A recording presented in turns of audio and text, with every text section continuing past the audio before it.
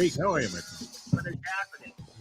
We're doing great. I mean, we were talking about this a little bit. I don't know how we got on spring break stories. Because I guess because of the chaos there on South Beach. You're not much that, takes a look at the price point before you get involved in something. But would you pay 4 sticks for like a spaghetti dinner on South Beach? $400 for two people? No drinks. No way. Maybe a hot bait, but not a pasta. I could get it for $6. I can make it for $3. Get it, Joseph. Yeah. You could have gone to I Flanagan's. I had the lunch special, and had the hottest hooker on South Beach.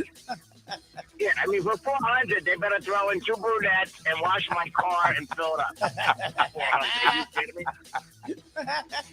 Remind me to bring that up with Mayo later. The other night I was at a place and the price came out, and I was like to the girl, I said, COVID's over. She goes, what the hell does that mean? I go, well, take off your mask. You're robbing me. Hey, fucking Zorro, why don't you get up and, I'll pay for the drinks. I'm like, oh, my God, you guys looking for partners? Oh, my God. The time. Wake up with Defo, joined by Lubie. Welcome to the Defo Show.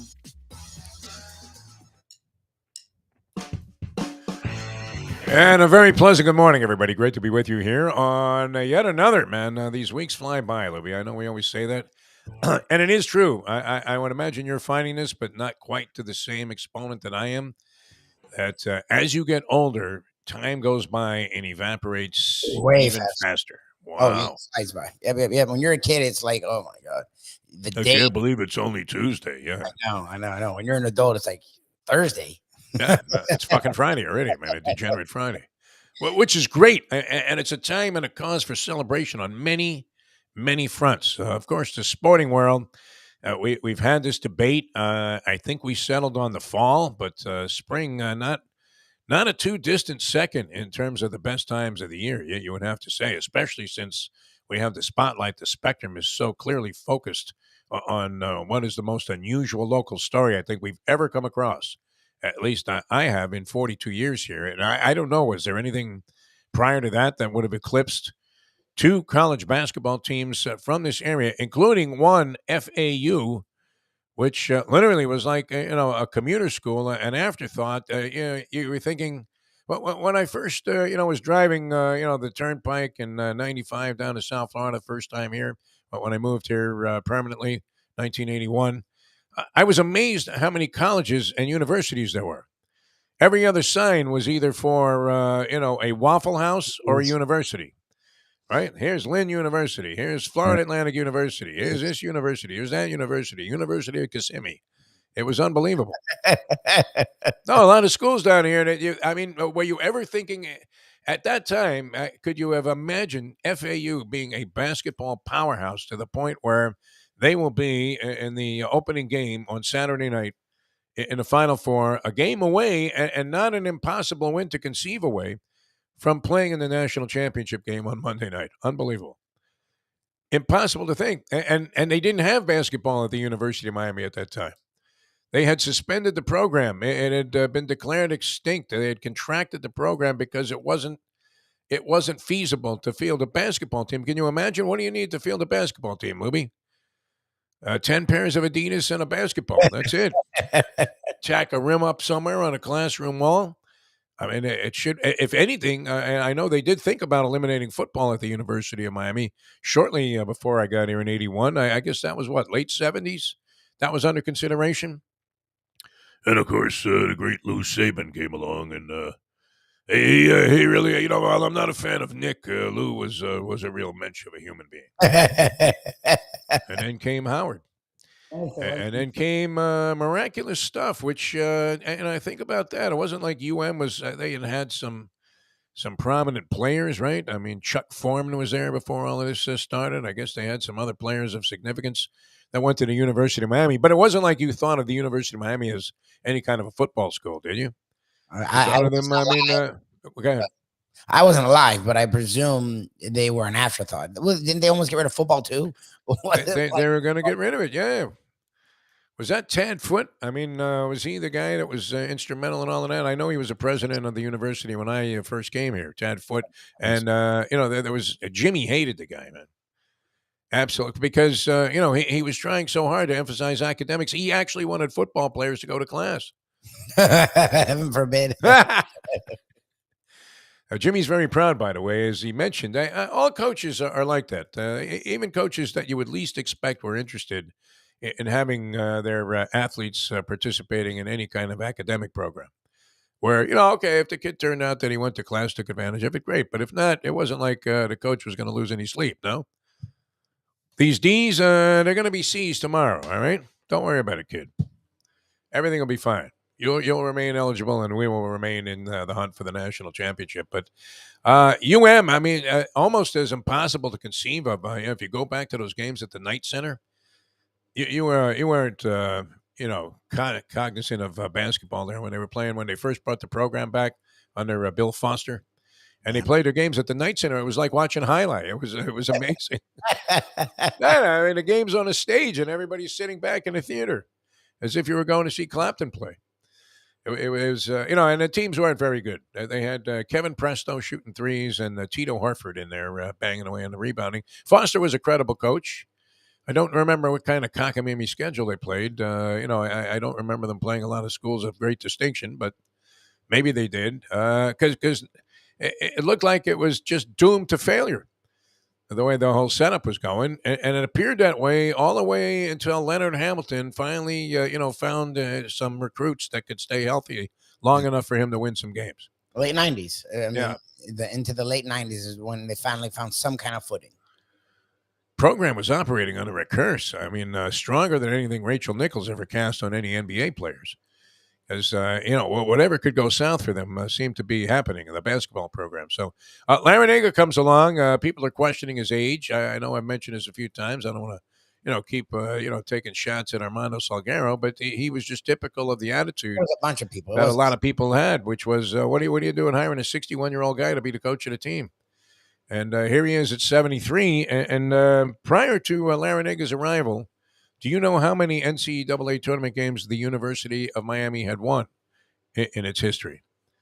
And remember, there was that long period of time where they didn't have college basketball. I guess that went from what? Was it the late 60s to the 80s? Possible. 5 or 6, because I know they had that one run where Yeah. was it the Sweet 16 or the 8s? With Tim James, I don't know. I think they made the Sweet 16. I don't think they made the 8s. They had 4 NCAA tournament wins in their history prior to Larinaga's arrival. He's done that in the last. He did that just. He's won 11 games now in the tournament, and has been to the tournament most of the time. In most years that he's been here, and has had success going to Sweet 16s and Elite 8s. I guess multiple times now. 4 in both categories. Yeah, one Final Four. So here he is in the Final Four. Can they do it? That'll be a big question to answer. Wow, I'm so anxious. I don't know that I've had more wild anticipation for a night of watching basketball. I haven't figured out exactly how I'm going to take it in. Shouldn't the professor be throwing some kind of a party with the barbecue? Yeah, we can all go to the Foundry. Look, my problem is I have to remember that it's happening because sporting events are so little importance to my wife that, like, I usually just. I would think that's good. No. Well, no, it's annoying because I don't get to watch this stuff. Or if I watch, because she's bringing in the capital. So I have to, and it's a weekend day, so like, and that's when I spend time with her. So I have to remember we are not making plans. I literally yelled at her yesterday. I'm like, "There's no plans Saturday." I'm telling you right now, there's no plans. I'm like, it's the fucking Final Four, and both Miami and FAU are in it. I'm like, I'm watching the Final Four. Last weekend I missed all because we did family stuff all freaking weekend last weekend, so I missed most. Oh, get out of here, Lubie. So, and you love college basketball too. I will say that. You are like the John Feinstein of this show. You love college basketball. I love the tournament. Our friends Blake Chadwick and the professor love college basketball. I love the tournament. So I missed a lot of it. I kept an eye on it, but I missed a lot of it. I wasn't doing that again. So I was like, there's no plans. We're watching a Saturday. Now, where? I have no idea. I have to find like an upscale yet degenerate restaurant. You might be able to do some of this at the Cafe Seville, although I don't know. Yeah, I guess they'd be still open around 11 o'clock. Man, the last few diners, staggering out of the place. Maya was there last night, but they will have at the bar anyway a television screen. Yeah, but TV. The problem is it's the Florida Derby. Well, I'll be on the Florida Derby first, and that's the thing. I mean, look what's happening right now. On that same Saturday, you have the Florida Derby for the Degenerate horse racing fans out there, and even if you're just Yeah, that's a big a, day. a person that occasionally drops a couple of bucks on the Kentucky Derby, this would be worth watching. Yep. And paying attention to because now the heavyweights are starting to flex their muscle a little bit. We'll see. And you know, if you're handicapping the Kentucky Derby, where we know anything can happen, it doesn't matter how highly touted some horse is. That horse could run last in a 20 horse field. We've seen any number of bombs come in. You know that filling the spots in the exactas and trifectas, and if you're adventurous enough to go for superfectas in the Kentucky Derby, this you can make a score that you could never imagine. I guess that's the one race I'm ahead lifetime in because of a couple of scores. We had that $11,000 try that time, and we had another one for like 4,500 a few years back with many years back with Barbaro, and were it not for the fact that my I would have to say obsessive, completely lacking in control friend had drained our home betting account the previous day while we had it up to like $1,000 we were going to invest in the Derby. He had it down to like 87 cents, unbeknownst to me. So when I started to call my bets in, the lady stops me in the middle of, going through a series of numbers, and like I was cracking a safe, and she says, "You don't have any money in your account." Like, wait a minute, I had like a dime in there yesterday. What are you talking about? We stopped betting. Oh no, there were some calls there through the night.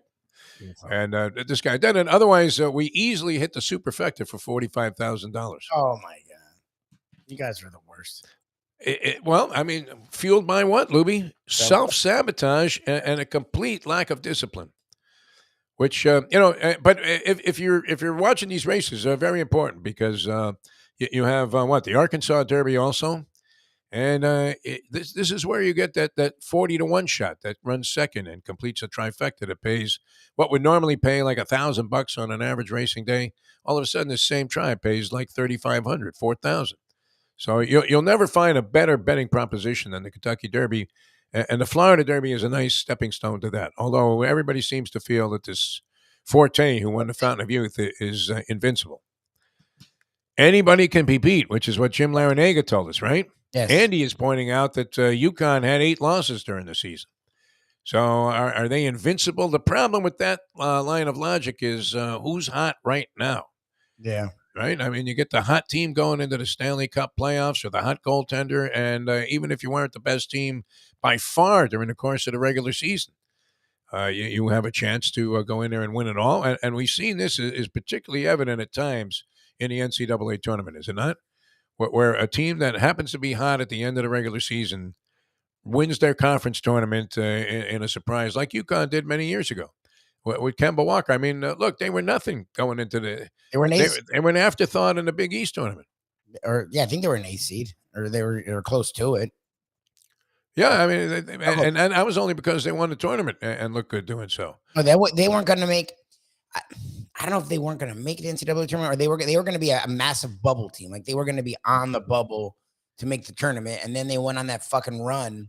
Hot at the right time. Never ended. And it appeared 2 teams coming into the tournament, that were sort of major programs or had at least a history with being successful. Were Duke and UConn. Were the 2 teams you thought, wow, okay. They didn't have the greatest regular season, but man, are they looking really tough right now? they had built steam. Yeah. FAU was good all year. That's the funny thing. But you're thinking FAU, they must be playing a lot of rinky-dink schools. Yep. So what does it mean, that they have like 30-some-odd victories coming into the tournament? What, they have 29 going in and 35 now? No, 31 going in. 31. And 35 now. I'm already giving them the last 2 games. There you go. Excellent chance, Lubie, to be in the championship game. I don't think San Diego State's going to beat the snot out of them. Do you? No, I don't think either of these games should be a runaway. Like I don't think it's like overwhelming.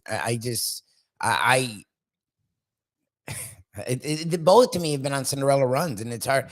Like the Canes, it's funny they're playing the tougher team, but they've been more like they've been out a couple times in this. Outside of Memphis, like by the last minute, FAU's pretty much had their games in control.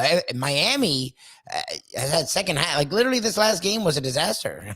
Like, and the fact that they were able No, to, they look bad. that's You big. were thinking, how'd they get this far? Or when you were watching the early portion of that Texas game. And, the problem is, they seem to be doing this with one guy, being a monster on the boards, and that's Omir. And it's funny, too, because we wouldn't have been able to tell you anything about this team like 2 weeks ago. But now we know everything about him. But it is pretty clear that when he's not in the game, Texas was just tapping balls back out to the perimeter and scoring, and it looked like had they made a couple of shots there in that one streak, that they would have been up 20 points. And was doing nothing, to offset that at the offensive end at that time also. So they were giving up a lot of rebounds, and they were giving up second chance points.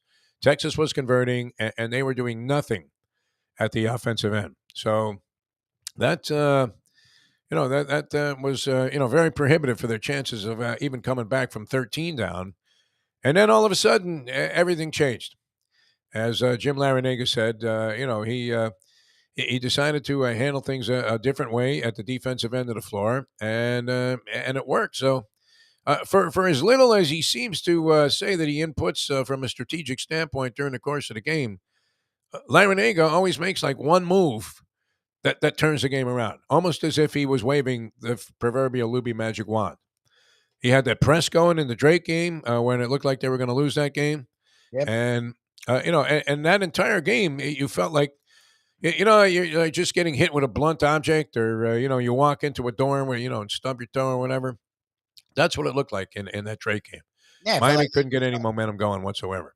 Yeah, it felt like it was done. And then they went to the full court press, and it like woke up their offense. Thing like this tournament, they've struggled and found a way to get through it, which is a good sign. Like that's the kind of thing you need when you're playing a team as hot as UConn.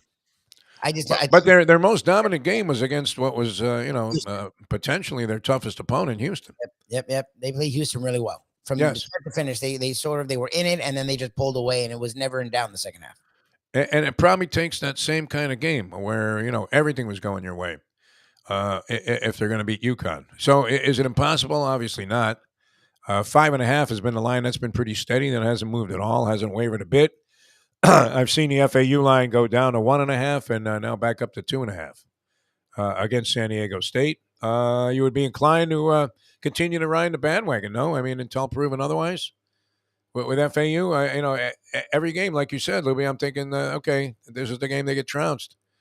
And they're a much better team than I gave them credit for being, even after watching them a few times during the regular season upon the provocation of one Jim Q. Sarney, who is now, and we mentioned this in our Defo on 5, and I hate to always capitulate to, these Sarney philosophies, but he wants us to dissect the meaning of this Paul Maurice, the French Joe Philbin, finally opening up a big mouth and saying, you guys are a bunch of pussies. Yeah, stupid ass with 8 games left. 73 games into the season, the guy finally woke the fuck up. This guy sucks. And said, you know what? I'm tired of watching this Trek. He couldn't have done that at the All-Star break. It's been Drek all year. They've been flirting with the 8th to 10th seed the entire season. It's not like the Heat where they were like in the 4-5. And then the last 2 months have just forgot how to play basketball. Like the Panthers have been this the whole year. What do you do? Look what we have going, though, Lubie. I mean, it is fantastic, right? I mean, 2 teams in the Final Four. You have the Florida Derby coming up. You have the Heat still trying to, get into this juxtaposition of positions for the playoffs, so that they can avoid having to play the dreaded. I like the fact that they always use the word the dreaded in association with the play-in game, right? The dreaded play-in game. They want to duck that. I don't know that they're going very far into the postseason anyway. The Panthers are, battling. How many years of the Panthers' existence? And this is not the most difficult of things to set. It's not exactly a high barometer. And I always used to get on Goldie's back about this when he was defending the Panthers organization. Which, okay, look, I'm going to give it to the kid. What's he going to do? Say, hey, you know what? Bunch of fucking bozos run this team. That's the one. Hi, I'm Steve Goldie Goldstein. He can talk about their play, but he really can't talk about management. Like, that's definitely something he can't do. Yeah, and, I don't know that you can't accept a certain amount. It's not like you're necessarily shilling for the team, But I mean, the inclination would be to be more favorable, would it not? If you were the home team announcer and you know the guys and all of that, that's you're naturally going to have some kind of rooting interest, and it's far more exciting for your audience if the team is winning every night as opposed to losing. But he always used to say, well, you know what? They're in there fighting for that number 8 seed. And I'm thinking, Always. if that's the bar in the NHL, where every year your goal is to somehow be in contention for the number 8 seed, Yeah, it's pathetic. and that speaks for itself as far as your franchise's philosophy and approach. As this will never work, my friends. Shoot for the moon, Lubie. That's what you have to do. Shoot for the moon. Yeah. But we have all that happening, and then we had opening day yesterday, which we haven't even mentioned yet. Like in 20 minutes, opening day of the Major League Baseball season. Down here, look, it's funny, and Sarni's happy for me. The problem was I was picking a parlay, so no matter, even though of the 5 games I picked yesterday, you picked the Marlins as one of your teams. I went 4-1. I knew that was a mistake. I was going to tell you, stay away from that game. I believed in Alcantara, and it's funny. He actually is the one that eventually let them down. I mean, look, he had the weight of 0 runs by the 6th fucking inning. Yeah. So again, how many goose eggs has this guy seen on the scoreboard, next to the Marlins while he's been pitching? More than innings with runs. More than DeGrom. I mean, this guy has never gotten any run support of any kind because there was no run support, period. Yeah, it's a joke. Sarni's jumping out of his chair yesterday. Whoa, man, we rallied for 3 runs. That's pathetic. It's not like you rallied for 13, like they had to crowd the scoreboard with a big ugly number. Exactly. You're at home and it's opening day. I hope you can get 3. 3 stinking runs in the 6th inning off an aging Max Scherzer who's 1 step away from being Verlander, who's not even with the team right now. Nope, and he's 40 years old. He hurt his armpit putting deodorant. This is what happens when you get old. I know, I'm aware. Mysterious things start bothering you. Now, the same problem I was having with my right wrist, left wrist. Yeah. Unbelievable. But out of nowhere, what caused my what? Nothing. And that's what happens, right? Scherzer, I don't know. What was he any cinch to beat the Marlins yesterday? Well, obviously, I didn't think so. I was wrong. Very dangerous pick. I mean, you cannot count on certain local teams, and the Marlins happen to be one of them. No matter what they can, go to any extreme to try to convince you that things are going to be okay. It really is putting lipstick on a pig, unfortunately. Oh, 100%. Yeah. But anyway, the big story, I guess I saw Greg Cody had posted something. He must have written about it in the Herald. And he was saying, hey, this, I noticed this, and you're thinking maybe these seats were too expensive, but the Met fans would have gobbled them up. And we alluded to it yesterday. You could buy tickets to that game for $8 online. No one wants to go. And be in the stadium, which would have been a distinction at some point in time. No, for any team, be there opening day. Yeah, so opening day is a big deal. I still have yet to go to an opening day because it's usually sold out. Oh, we did. We went to a couple when we worked them. Yeah, because our station would have the parties, but like as a fan, I always wanted to go, but it was actually it was the one time it was a pain in the ass to get a ticket in South Florida. So like you couldn't really go because they had their full. It wasn't the case yesterday. Like I'm like, why are the seats blue? I'm like, oh, they must be Met fans. I'm like, no, I don't think those are all Met fans. The overwhelming number of Met fans, though, are there. Obviously. I mean, when the Mets did anything, the Mets would hit a cheap fly ball, can of corn to right field, and the stadium was erupting with joy. It was unbelievable because, the Met fans were solidly convinced that anytime they made contact, the ball was going out of the park. Yeah, I mean, who knows what to make of it? We talked yesterday with Glenn Geffner, and even he conceded that there was just a rampant indifference to the Marlins season coming up, and we didn't even know. We had to slip it in there. I had forgotten it was opening day. I was so caught up in this other story. No, until you brought it up Wednesday, I wouldn't have known. 84 opening day, they had 84%. If you can't get fucking 90 and above on opening day. And that's in a small, ballpark in terms of capacity. Like 30-something thousand. Fenway seats more, I believe. No, I would. Yes. What do you mean? They purposely made it small so it would feel packed. Yeah, that's thinking big, right?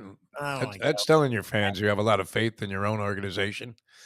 I don't know. You know what? We've talked about this for 30 years now. I mean, from the opening discussions of whether baseball would succeed here in South Florida to the endless debates, on forever about whether a dome stadium was a necessity. Would that be the panacea for success for the team that you wouldn't have to, or at least in terms of at the gate?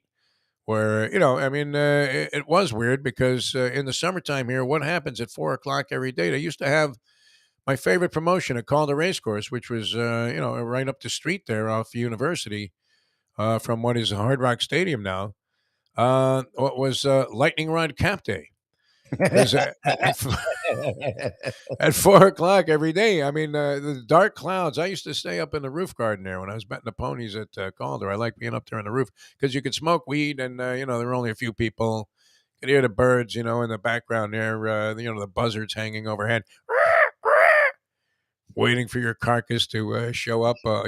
Down there as you were waiting for your car, and you would see these clouds rolling in, just thick black, opaque, coming off the Everglades there, and you knew that every day it was going to be pouring out, right? Yep. For a period of time. So, yeah, you would think, that would have been part of the process when they decided to put a team here, and yet it really hasn't made any difference in terms of enhancing attendance, has it? Overall, I would imagine last year was probably among the lowest in Marlin history in terms of overall attendance. But to not be able to sell out opening day, that's a sign of. I mean, the World Baseball Classic. You had to buy a seat for like the conga drums you were bringing Yeah. in there. Yes. It was jammed. I mean, people were sitting on each other's shoulders and watching a game, like stacked 3-4 high. It was like a circus out there.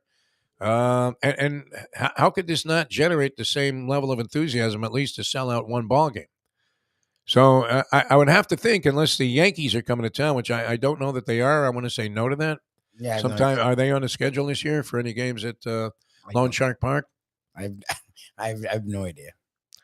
I mean, then the Marlins would go the entire season without a sellout. Oh yeah, they're gonna go with the whole season without a sellout. If you don't, Do they count the dogs when they have bark in the park? They still don't sell out, even when they have the fucking dogs. It's still empty. Can you imagine Skippy going to a Marlin game? Oh no, I think that's the most dreadful. I went to a game and we saw Blaylock there, and she had her dog, and I was like, this is the weirdest thing. Certain dogs you could do it with. Not my dogs. No. Maybe the little one, but certainly not Skippy, as you're well aware of, Lubie, as he had a piece of your ankle a couple of times. All right, we're hoping to be joined by the Greek here. We have the professor with the big board. That's going to be happening later on. We're going to go a little overtime today for good reason, because one of our favorites and really one of the best guys that you can have on any type of interview show or talk show, Ian Eagle, will be joining us. And we've been teasing Ian for how many years now, Lubie? Like 5-6 I would years? say 4 or 5. You've been on this. That Nance is hearing footsteps. Yeah. And those footsteps are definitely making marks like Bigfoot right now, because it's over for Nance after this year. And again, it's Ian. They've announced that it's Ian, right? Like they have announced it. Ian, yeah, he's going to be doing the Final Four. That's so sick. Good for He's him. going to be the lead guy on the college basketball, man. I mean, what isn't this guy doing? Is he making as much money as Joe Buck? You would have to think. I mean, come on. He blows Buck away. Making Buck money, but he's got to be making a lot more money than he acts. Like he's very unassuming. He's very grounded. Yeah. You wouldn't know the guy was making like $10 million a year. He's got to be making in the millions, 100%, because he does the Nets games, and that is a real job. Like that's a big gig for a lot of people. Yeah. Eric made that his whole life doing Heat games. He does net games. He does NFL, and I think he's number 2 in NFL. And that's a number 2 team, and that's only because Nance is still hanging on to that job. You see what number 1 makes, so number 2 can't make that little. And Charles Davis left a good gig at Fox to do it, so he's got to be making room. And Ian's been there forever, so he does that. He does the college basketball, and the tournament is probably their second biggest moneymaker. So, and now he's been the second team, and now he's the number 1 guy. Yeah, he does TNT NBA, and I think he may be the third. Like Harlan may be ahead of him there. He used to be on Tennis Channel, and he does pro wrestling. I don't think he does. Incredible. I think he still does pro wrestling, but he does pro wrestling. He's, you don't want to give up the thing that you love. Let's get to this gentleman here because we want to. He's been riding the back of the FAU Owls. I mean, he's been flying like an eagle with the Owls. This guy is, I've been on it from the beginning. I mean, even pre-Sarni, he was starting to bank money off FAU basketball. Yes. And probably, are you the one, Greek, that has him at like 250,000 to 1 to win the championship from before the season? How are you, Greek? If I'm good. If I had him, I wouldn't be on the air with you. Would you hedge at this point? Yes. Yeah, at that point. I mean, Yeah. it's fucking But FAU. we know people that are stubborn in that regard think it's a jinx. No. Half a loaf of bread is better than no loaf of bread. I have a buddy of mine who has the Canes 55 to 1. Oh, nice. He got him for Gino to win it all. Wow. So he's trying to figure out something for tomorrow night. We're trying to help him with some creative things. But yeah, I think you should always hedge if you're smart at any situation. We did it for years. We would bet 3-team parlays in the NFL, 2 games at 1 and 1 game at 4. And then, if the first 2 came in, we would hedge 4 o'clock. And we would send in some serious numbers. So, if you got a chance to guarantee the money, why would you not hedge? Well, and if you even wanted to roll the dice and say, hey, I was in this to catch him at 55 to 1, but here I'm in a position to get out of the money that I put up, the dime that I put up for this thing. Yeah, at least. So even if you put 5,000 on the UConn, at least you walk away with a $4,000 profit. Yep. Yeah, I think it's great. I would put more. Yeah, I was thinking 10 and 10, right? Yeah, at least a third I would put up. Win this round, win next round. And the worst you do is win 35,000. Well, he can't do it this round because he's got the Canes to win it all. Right. Well, you could start hedging. Put a bet in on UConn and at least get out of his bet. No. Put the bet on UConn, and see the problem is you can only do it when a team's close to point spread or a pick. UConn's 5, so UConn can win and not cover. Right. So you take them on the money line, lay the price, and hope to get $5,000 out of it if you lose outright. Yeah. Yeah, you can do that, but then they can't. Not really, because then the Canes have to win the next game. So you do it again the next game. So you've invested about 12.5. At the worst, you're going to win, 4,000 or 5,000, and at best, you're going to win, 40,000. Yeah, you can do it. When I had the Chiefs in the Super Bowl this year, 6-1, I didn't hedge. I just thought they were going to win. I just said I'm not going to do it. You pressed. That's you though, Greek. A game too. Yeah, you bet the You're game. not a Jewish nebish like I am, and is thinking, "Oh my God, what if they lose?" No, I do believe in middle, and I think it's good to protect yourself. So at least you come up with something. Like I said, we came up with that thing. A 3-team parlay, 2 at 1 and 4 college football 2, and then we would go the other way. So you would guarantee your money. The thing with sports betting or any betting, which is to come away with some money. Something. You see the guys at the track, they grind it. They're like, hey, I just want to win money. Guys who play cards every day, they're just looking for a plus in front of your figure per day.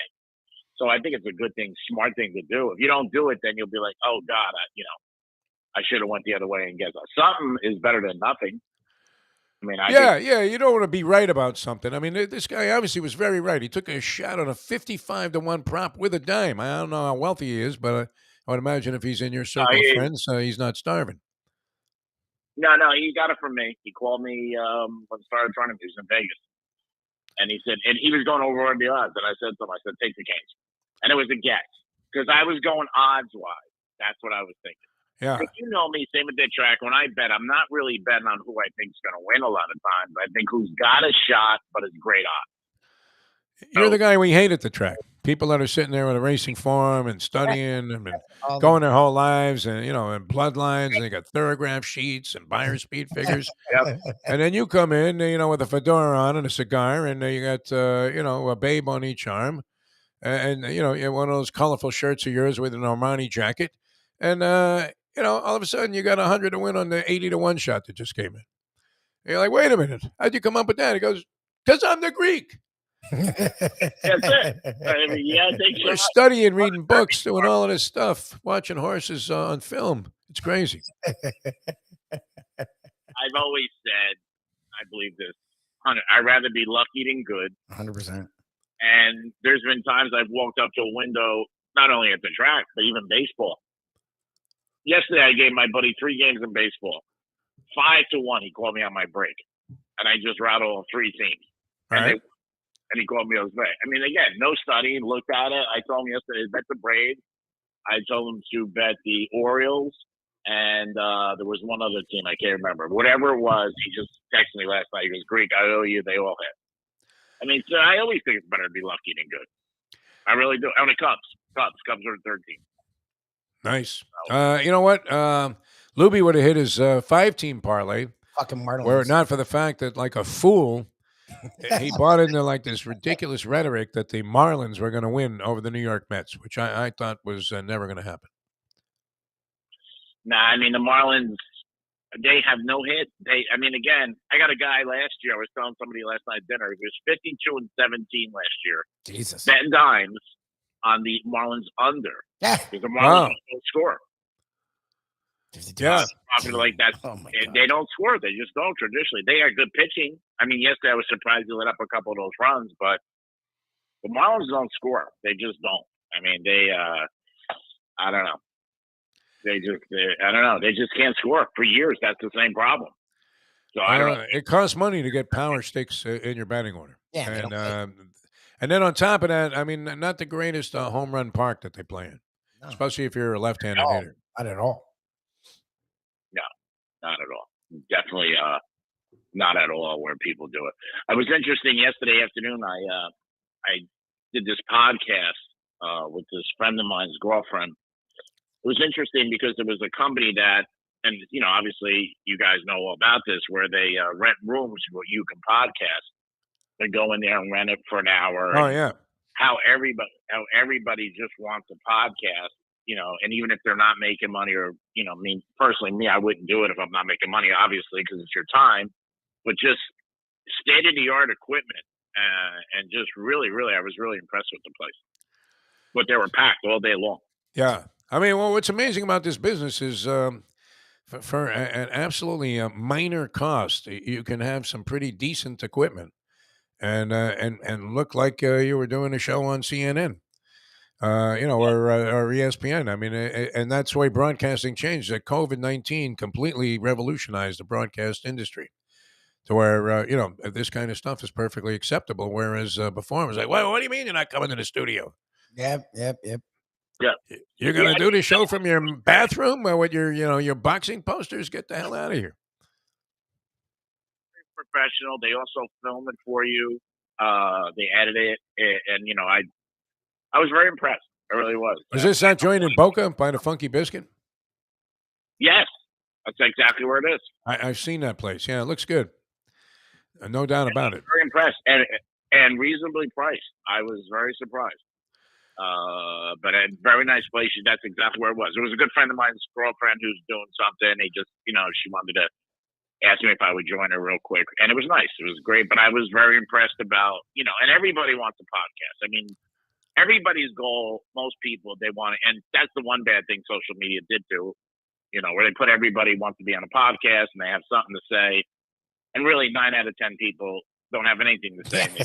Actually, what I gotta tell my wife, she's actually one of the believers, and she actually does her personality, but that everyone can be famous. I'm like, if everyone's famous, then no one's famous. Like, not everyone can be famous. Like, that's just not how life works. That's weird. I'm not even sure what distinction it is to host a podcast. I mean, you see that. If you're not making any money, what the hell are you doing? You're just talking to one of your friends, exactly, and you're yip yapping. So just go to a restaurant and have the same thing. People just want send them a text. I have a podcast, and everybody I ask, I gotta be.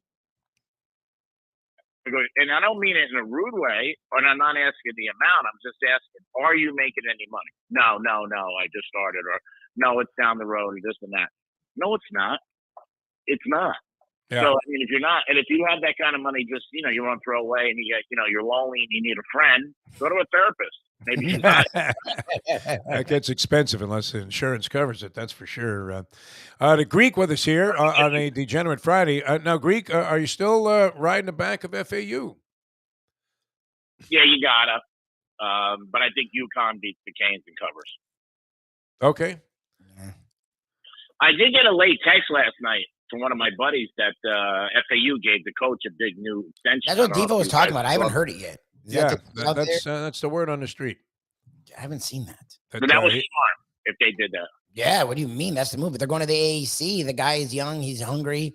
Like that would be your move, is to try and lock him up, because you can become something. Now. Yeah, I want to see how much he got though, because the Fairleigh Dickinson guy got a lot of money, and he only won one game. I know. Isn't that crazy? Yeah. Well, but he was following in the footsteps of Patino, who I thought Patino was doing the Iona job for like relatively nothing by comparison to, the normal standards for a coach of his stature. Did he not take that job for like $1 million a year or something? I mean, he obviously doesn't need the money. He's made plenty of cash in his career. But he had to because of the situation he was in. Well, I think he was getting greased pretty good by that Greek ship, builder who he was working for, and they loved him over there. They wanted him to, he was coaching the Greek national team, and they were bathing him in baklava. I mean, it was unbelievable. That he could write his own ticket, but he wanted to come back here and coach. Yeah. Yeah, but FAU, I mean, it's interesting because what kind of money would you have to offer this guy to get him to stay? They're saying he's making about a little less than 500,000 a year now, and this is going to bump up to over $1 million a year, which doesn't seem like that. But remember, Right. I mean, these other guys are getting $5 to $10 million. With some of these big name coaches. I don't know. Supposedly he's like all in on this contract, so I don't know. I don't know what. Well, let's hope they can perpetuate this, though. That's the thing. Mark Jackson's agent. Oh my God! You want to talk about a deal gone bad? Oh my God, he is way over his head in that situation. Lamar Jackson. Yeah, and I would imagine that the rest of the league absolutely despises the Cleveland Browns organization for ever guaranteeing Deshaun Watson that kind of capital and paying him every dime of it, breaking the precedent that they had, where they had the control over the contracts. Yeah, well, Cleveland sucks, so they got to pay that. Who wants to live in Cleveland? They ruined it for everyone else, though. Yeah. I heard Aaron Rodgers is sleeping in front of the Statue of Liberty until he gets traded to the Jets. Exactly. I mean, you talk about a position where you have no leverage, Greek. What leverage do the Packers have? I mean, the last thing on earth, their most horrifying circumstance would be Aaron Rodgers showing up for an OTA.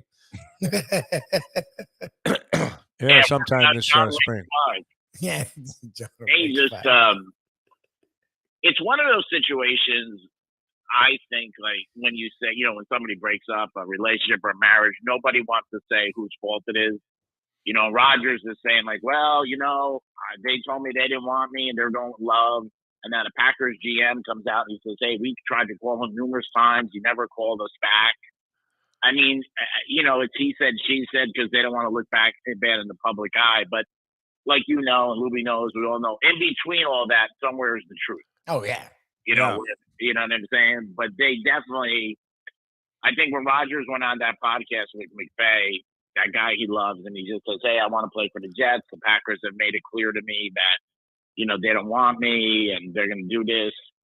And then all the fans, because Green Bay, which we all know is not owned by an individual, it's by obviously the town. I think probably the outcry from a lot of people came in. So then they come back and they're like, no, we called them and he didn't call us back. I don't know. I don't believe a lot of that stuff. I mean, I just think it's all rhetoric out there. If you go by body language, which, obviously isn't always foolproof, but it did appear that Rodgers had checked out on the Packers right after Matt LaFleur opted to go for that field goal. And that was like the final straw. A lot of people like to talk about the Jordan Love draft, and maybe that's had something to do with it. But if you looked at Rodgers throughout, I would say, the first 10 games of the season, did he not appear to be totally detached from what was going on with the team? And then they caught a little spark there. And of course, when the moment of truth came and they had to beat the Detroit Lions to make it into the postseason at home in a night game, they were unable to do it. And so you just looked at Rodgers. It seemed like he had detached himself from really giving a flying one about what happened with Green Bay. The passion didn't seem to be there. I agree. I mean, I think there's a lot of things that go on behind the scenes. I think he's one of the best quarterbacks obviously still in the league, 3-time MVP or 4-time MVP, excuse me. I think they made some trades and stuff where, you weren't happy about. We've all been there with management and stuff where, we think like, hey, why didn't they ask me or stuff like that? And, I don't know. It's one of those situations. I think that if he goes to the Jets, I don't see his personality in New York. Oh, no, it's going to be a disaster. I think it's going to be a total disaster. Because he doesn't like questions. He doesn't like, he likes to be, left alone. I mean, he's in Green Bay right now. He does this thing. He can walk around. I mean, I don't think he has a clue how tough it's going to be in New York as far as if he wants to keep to himself. When it's the Jets, it's not like they're going to go 14-2. Yeah. Like they're the Jets. They're going to lose games. Like it's going to happen. They're going to lose games, but I got to tell you, with him, the over went up. I mean, obviously, they went from 35-1 to 15-1. The Jets will be good. No, they're going to be a good team. team. With Rodgers, but the idea that they're not going to have tough, like Rodgers doesn't handle the tough times well. Like he fucking loses it. So, and that was in a place that treated him like a god, like in New York, where the first minute they see weakness, they pounce. Randy Johnson didn't last like a month. Like they're going to literally, like, even if they're winning, they're going to lose 2 at some point. Like it's going to be so fun. I think I think 12-5, 11-6, but they got a good defense. They got some young cats. They're talking to Odell. I think they're trying to do some things. I mean, the thing with Woody Johnson, the owner, he doesn't care. He wants to win. Oh, yeah. I mean, so he's just, when you got a blank checkbook, like all these teams, the years ago, you noticed, Steve, it used to be a big thing and teams went over on the tax. Now they don't even care. I mean, the Warriors are paying $100 million in taxes this year as far as what they owe because they're so over salary cap. So, it's going to be interesting. And the NFL always dominates. The Final Four, whatever's going on, people still want to know what's going on. Rodgers, Lamar Jackson, which makes the NFL what it does. I still dig. My favorite thing is any Bill Belichick interview. Oh, yeah. So somebody, did you see that clip where they asked Belichick, well, why should Patriot fans be optimistic about the upcoming season? And he gave the guy a look like, what kind of schmuck? And, and then he eventually just said, because of our history. Which, then everybody made a big deal about, oh, my God, here he is. He's caught up in the past there. You got to worry about now. And I'm thinking, you know what? I think what the guy was saying was, we've done pretty well, so why don't you have a little faith? Which I would think people would. Yeah. At different time. I was surprised Samuel, who played with him for 4 or 5 years. Yeah, he came out to Lamar Jackson because you do not want to go to New England. Yeah, it was close. I mean, the party might be over. That's how society and life is. I mean, years ago, that might have been a phone call that he called Lamar Jackson, and nobody would know. Today, the whole world knows when you're putting something out there like that. Yeah. So that it's just, social media has changed our lives in all aspects. In all aspects. I mean, it's just amazing. But a lot of even businesses, it's amazing there's so much concerned about that and everything. Even like restaurants, you walk in today, the place could be packed. And I know a lot of guys, D, what and they're worried about somebody putting on social media that they had a bad time, or they didn't like the food. Believe us, we know that from Let's Eat South Florida with Mike Mayo. The whole page, it's all people do is bitch. That's all it is, man. Oh, my God. It took them 5 minutes to bring a water over, and then they said we couldn't have the appetizers, and we ordered a special, and I heard them say 86 the special. They were out of it.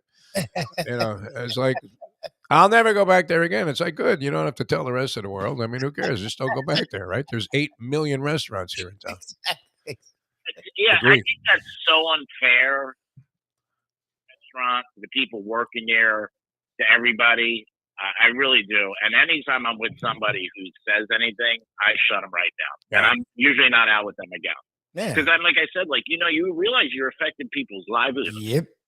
Their jobs. I said, somebody could get laid off for this, or somebody could get in real trouble.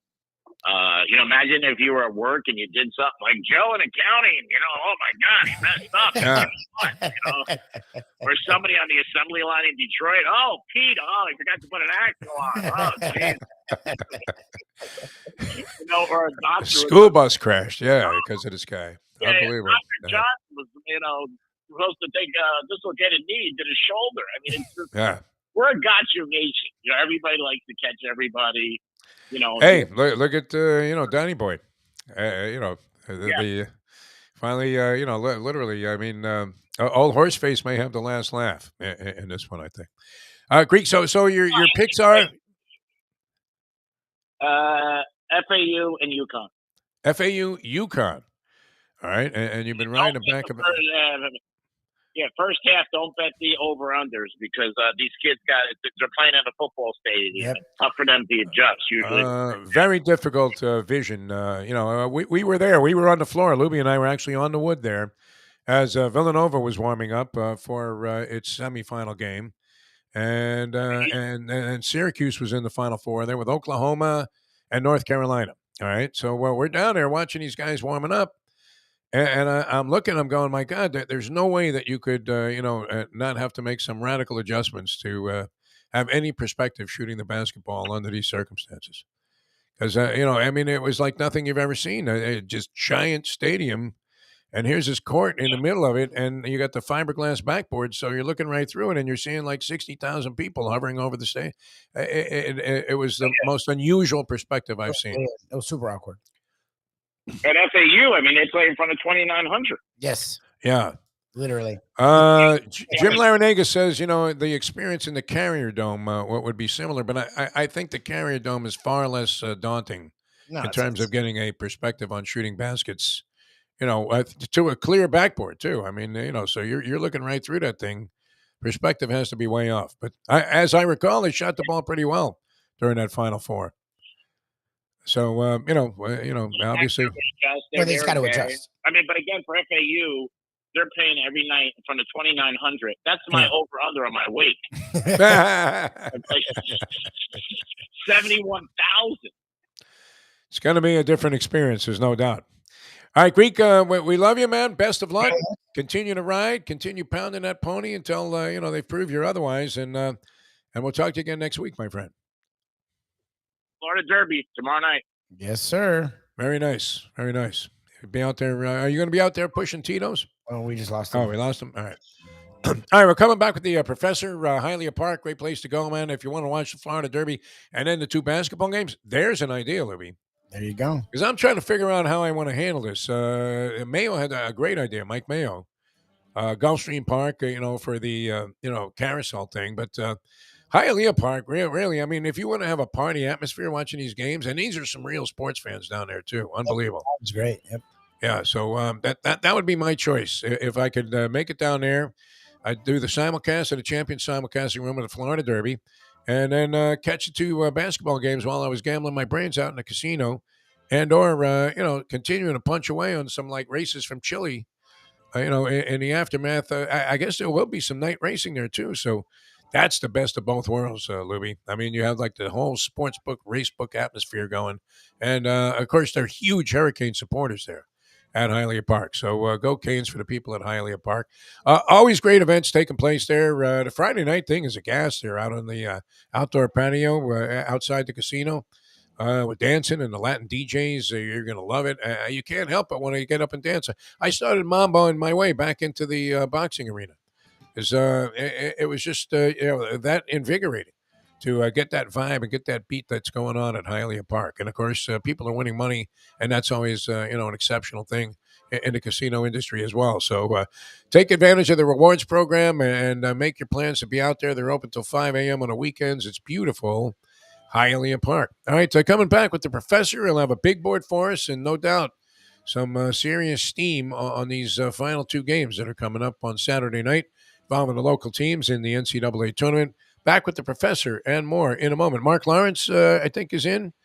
And Mike Mayo, the Gambling Gourmet, later on. And then Ian Eagle, as we'll continue after 9 o'clock with the great Ian Eagle, the new voice of the Final Four. Nance should just, throw in a towel now, no? Mid-tournament. Ian's a better announcer. Anyway, he can't say that, but we knew this was coming. All right, back in a moment. Now that. The time. It's 7:55.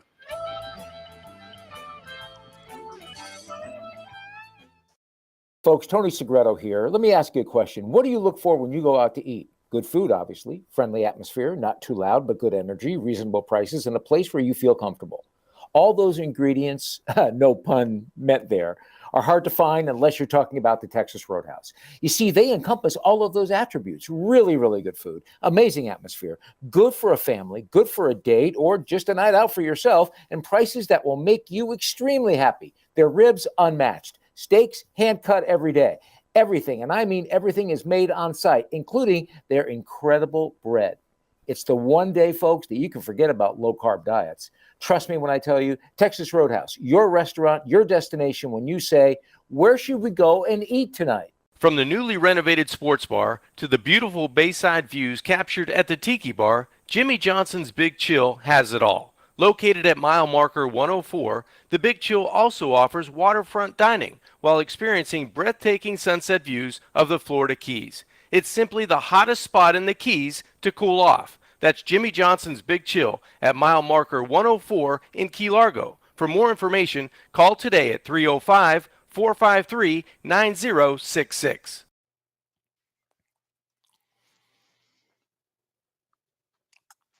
If Brian Flores had just kept his mouth shut, collected his $100,000 per loss checks, and done his job, that was what you were hired for, asshole. You weren't down here to compete.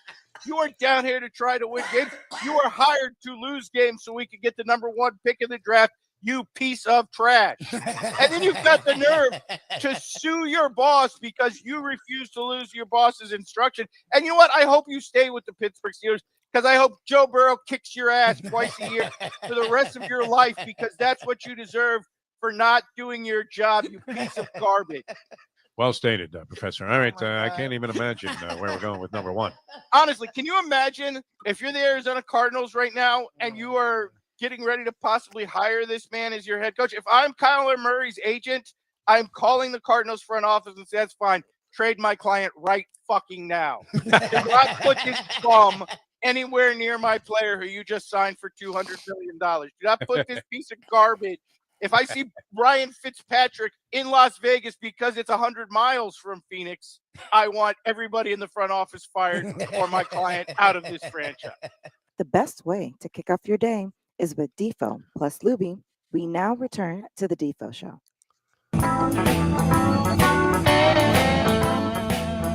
Welcome back to the show. A Degenerate Friday is underway. And, of course, we always love having the professor join us on these Degenerate Fridays. And it's the professor's time to shine as we're down to the final four. Professor, first of all, how are you? How'd you make out last weekend? Overall, pretty good. I had a rough Saturday, but we bounced back Sunday. Yeah, for the whole weekend, it was actually really good. I think we went 5-1 here on the show. And then, like I said, Saturday was a little rough. Thanks FAU and your refs, and then but we bounced right back Sunday. Where I got to be honest, the refs screwed Creighton, which was to our benefit. So sometimes it works that way. A lot of debate about that. I don't know. People say, hey, ticky-tack sort of stuff. You should let it go at the end of the game. The other common argument is if you're going to call it a foul at the beginning of the game, then you have to go ahead and be consistent. Well, see, that was the thing. They didn't call it a foul throughout the course of the game. They let both San Diego State play and Creighton play very physical through the game, and then all of a sudden, with the second half left, they're like, "Yeah, now let's tighten it up."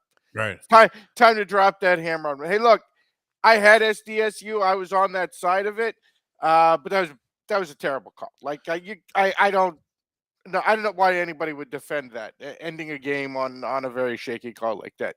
Well, and as you said, I mean, the general theory was that they were letting this kind of play go the entire game. So, instead of being consistent, all of a sudden, this is a foul.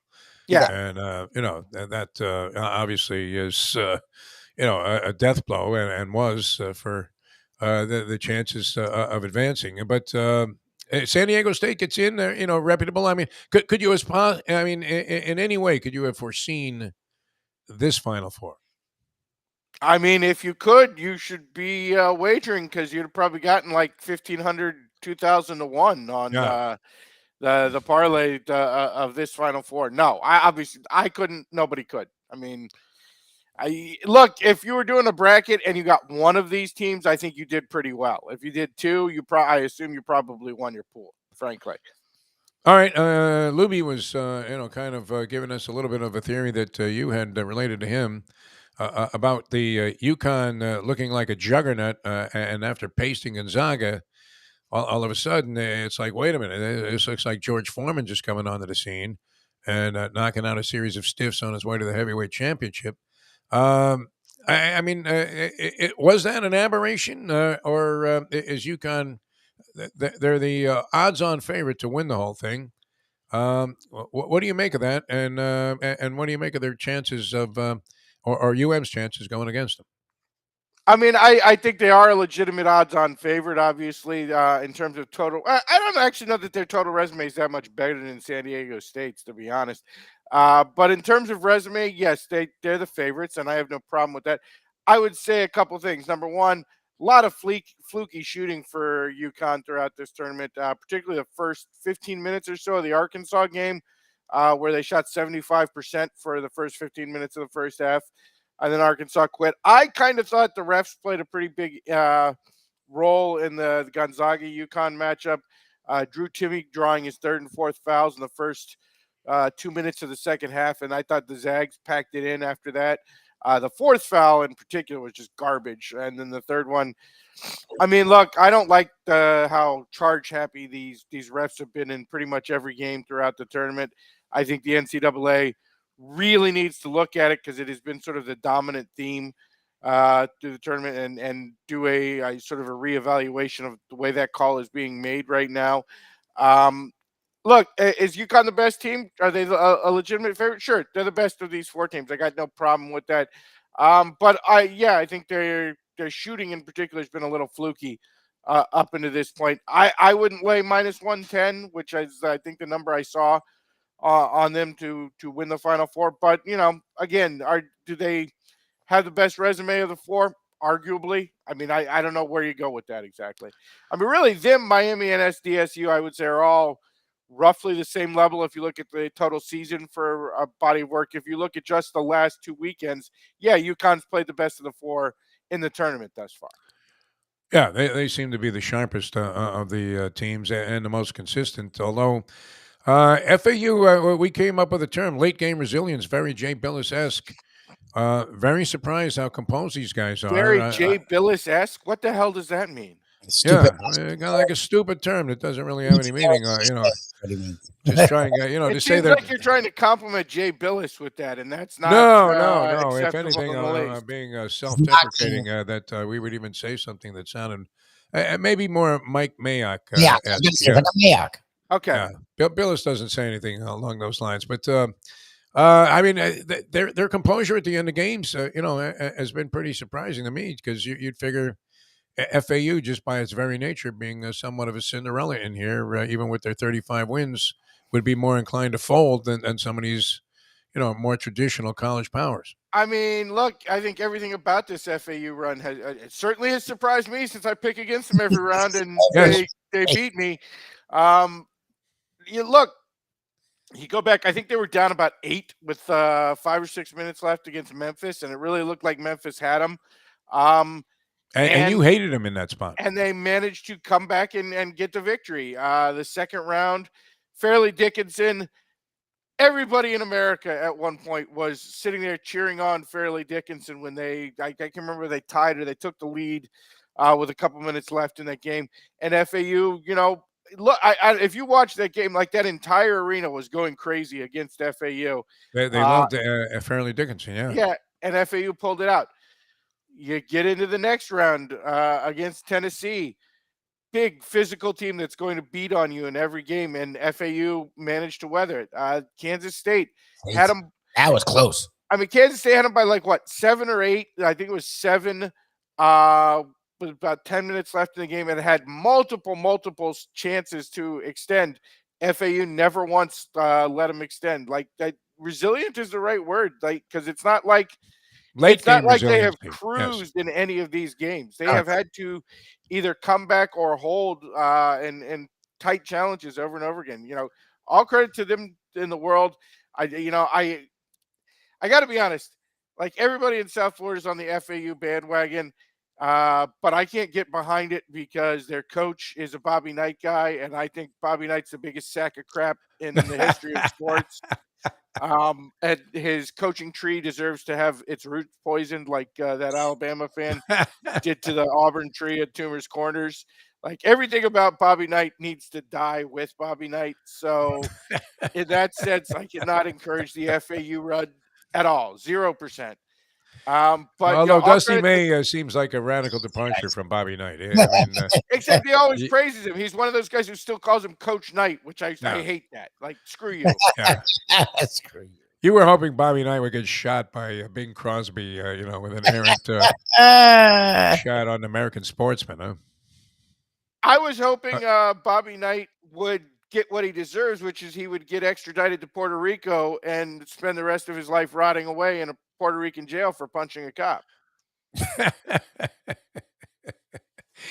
Yeah, I mean, he wasn't an easy guy to like. Let's put it that way. That chokehold he had, what was the kid's name? Neil something? Neil Reed. Yeah. Neil Reed.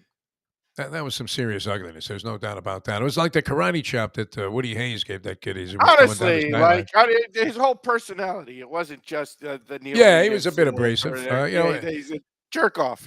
The amazing thing is that somehow he allowed Feinstein to travel with the team that year he did a season on the brink. I think that was because he was so used to having his ass kissed by the media that he assumed this was just going to be another puff piece book. Yeah, I mean, he was wrong about that. I don't imagine. I don't recall if we've ever asked Feinstein if their relationship was particularly warm after the book came out. But, I'm guessing probably not. He wasn't introducing Bobby Knight at any banquets, so that's for sure. All right, so what do you want to go with, Professor, in terms of your on-air position on the Final Four? I mean, we might as well stay consistent because at least it's been good luck for the local team and pick against FAU. So we'll go ahead and do that once again and take San Diego State minus the 1.5. Look, honestly, two very similar teams. If people were inclined to pass on this game, I wouldn't be surprised here. But San Diego State, obviously, never a team who's going to run away from you with their defensive style. On the other hand, never a team that's going to get run away from either. Like they will stay in it with anybody, and they have proved themselves to be closers. Of course, so has FAU here. I'm not sure what the total is on that game. Let me look real quick here. Do you have that in front of you? Because that might be one where the under's also in play. Two pretty low scoring programs. 131 and a half, 131 on a hook. I might be inclined to go under on that too. I don't really see those two playing a game in the 60s. I think that the winner will probably be in the 50s there. So San Diego State will put out, like I said, it's worked out well for the local team, so I might as well continue to pick against them. Go down in flames. Be consistent about it. All right. Now we've had like a former president indicted. We have the Final Four coming up. We have Major League Baseball opening up. All kinds of different things going on in the world. Wait, the former president got indicted? About to happen, yeah. What a surprise. I did have Landlubbers yesterday.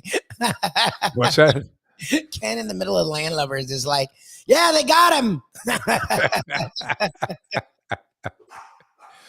I don't know. Like I was telling people earlier this morning, my friend Lefty, who was connected and would know of such things, said the worst rat in the phone in the world is the telephone. He held up a cell phone and trumps on any number of recordings in these things. So I very didn't know difficult that. to get out of it. Yeah. Okay. Oh, I don't know about specifically in this case, but there are recordings. In life, yeah. There are recordings. He's an idiot. All right. So which way do you go with the big board with all of this stuff going on? Well, we've had a lot of things going on this week, and it all seems to run along a certain theme. So this week's big board, which was sealed in last night with a certain franchise's series of interesting choices, which we'll jump right into on number 5, set the theme for the week, or followed the theme for the week, which is it's the big board of the week in villainy. Because if anything's been running rampant in sports the last, actually it's 2 weeks since we didn't do one, has been running the last 2 weeks, is a lot of villains showing up in sports. And we'll talk about it a little bit because it started off with number 5, which as a position, I got to say, is something I agree with, even though they've been a team I can't stand for. And that is The Houston Astros really decided to lean into it last night by having Mark Wahlberg, who, as far as I can tell, has no connection to this team. They just brought him in to announce play ball because they already had Megan Thee Stallion throwing out the first pitch. And they had some country singer singing the national anthem. So they're like, well, we want Mark Wahlberg here, so we're just going to have him scream play ball for the audience. Turns out the reason is apparently Mark Wahlberg and Alex Bregman are now exceptionally close, which of course they are. Because, you know, if you're Jewish. Mark Wahlberg, you might as well hang out with Alex Bregman, notorious cheater, one of the guys who supposedly actually wore a buzzer on his chest last year. Or not last year, a couple of years ago when they got caught cheating in the World Series. And, you know, Mark Wahlberg, being a Patriot fan, is probably very close with a bunch of cheaters. So I don't. That was honestly, wearing a wire. I mean, that I don't is really exceptional. understand what the Houston Astros are going here for. They're like, oh, well, you know, Mark Wahlberg wants to come do something, but we already got a pitch and we already got the national anthem, so let's just let him say play ball. And everybody in Houston was like, sure, why not? You know, the entire world hates us now. We might as well just lean into the curve and go ahead and bring Mark Wahlberg in to scream play ball for absolutely no reason. Yeah. As well have had Rudy Giuliani throw out the first pitch. I mean, honestly, that would be quite the tag team, Mark Wahlberg and Rudy Giuliani. If ever an event decided to make me actively cheer for Al Qaeda, it would be the Rudy Giuliani, Mark Wahlberg co-appearance there. Yeah.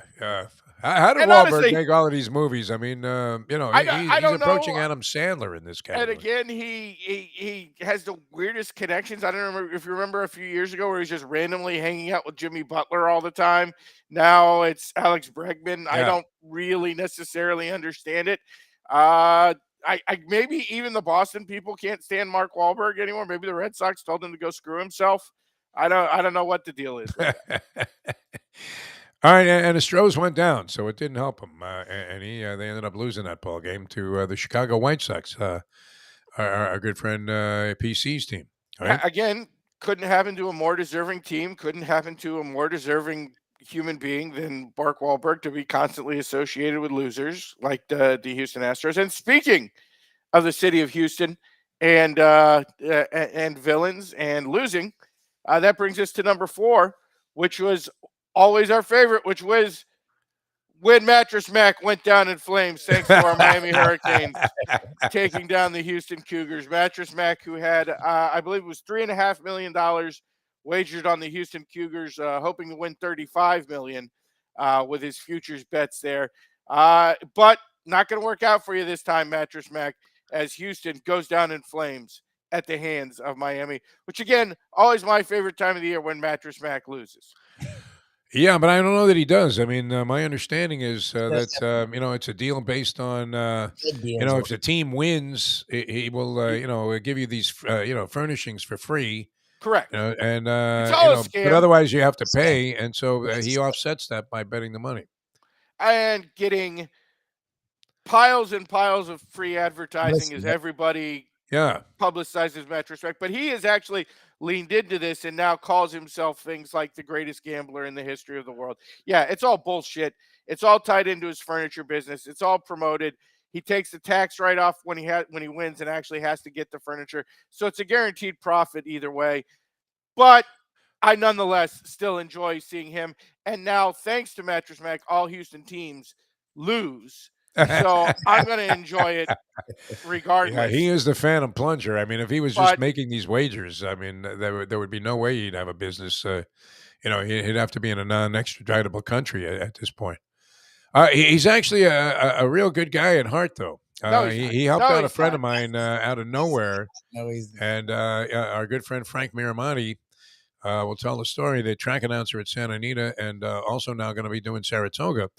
Was diagnosed with cancer, and Mattress Mac is big in the horse racing business, as everybody knows, because he has the stallion Run Happy, which he advertises on virtually everything with, even though, you know, it's not like he's talking about Stormcat here.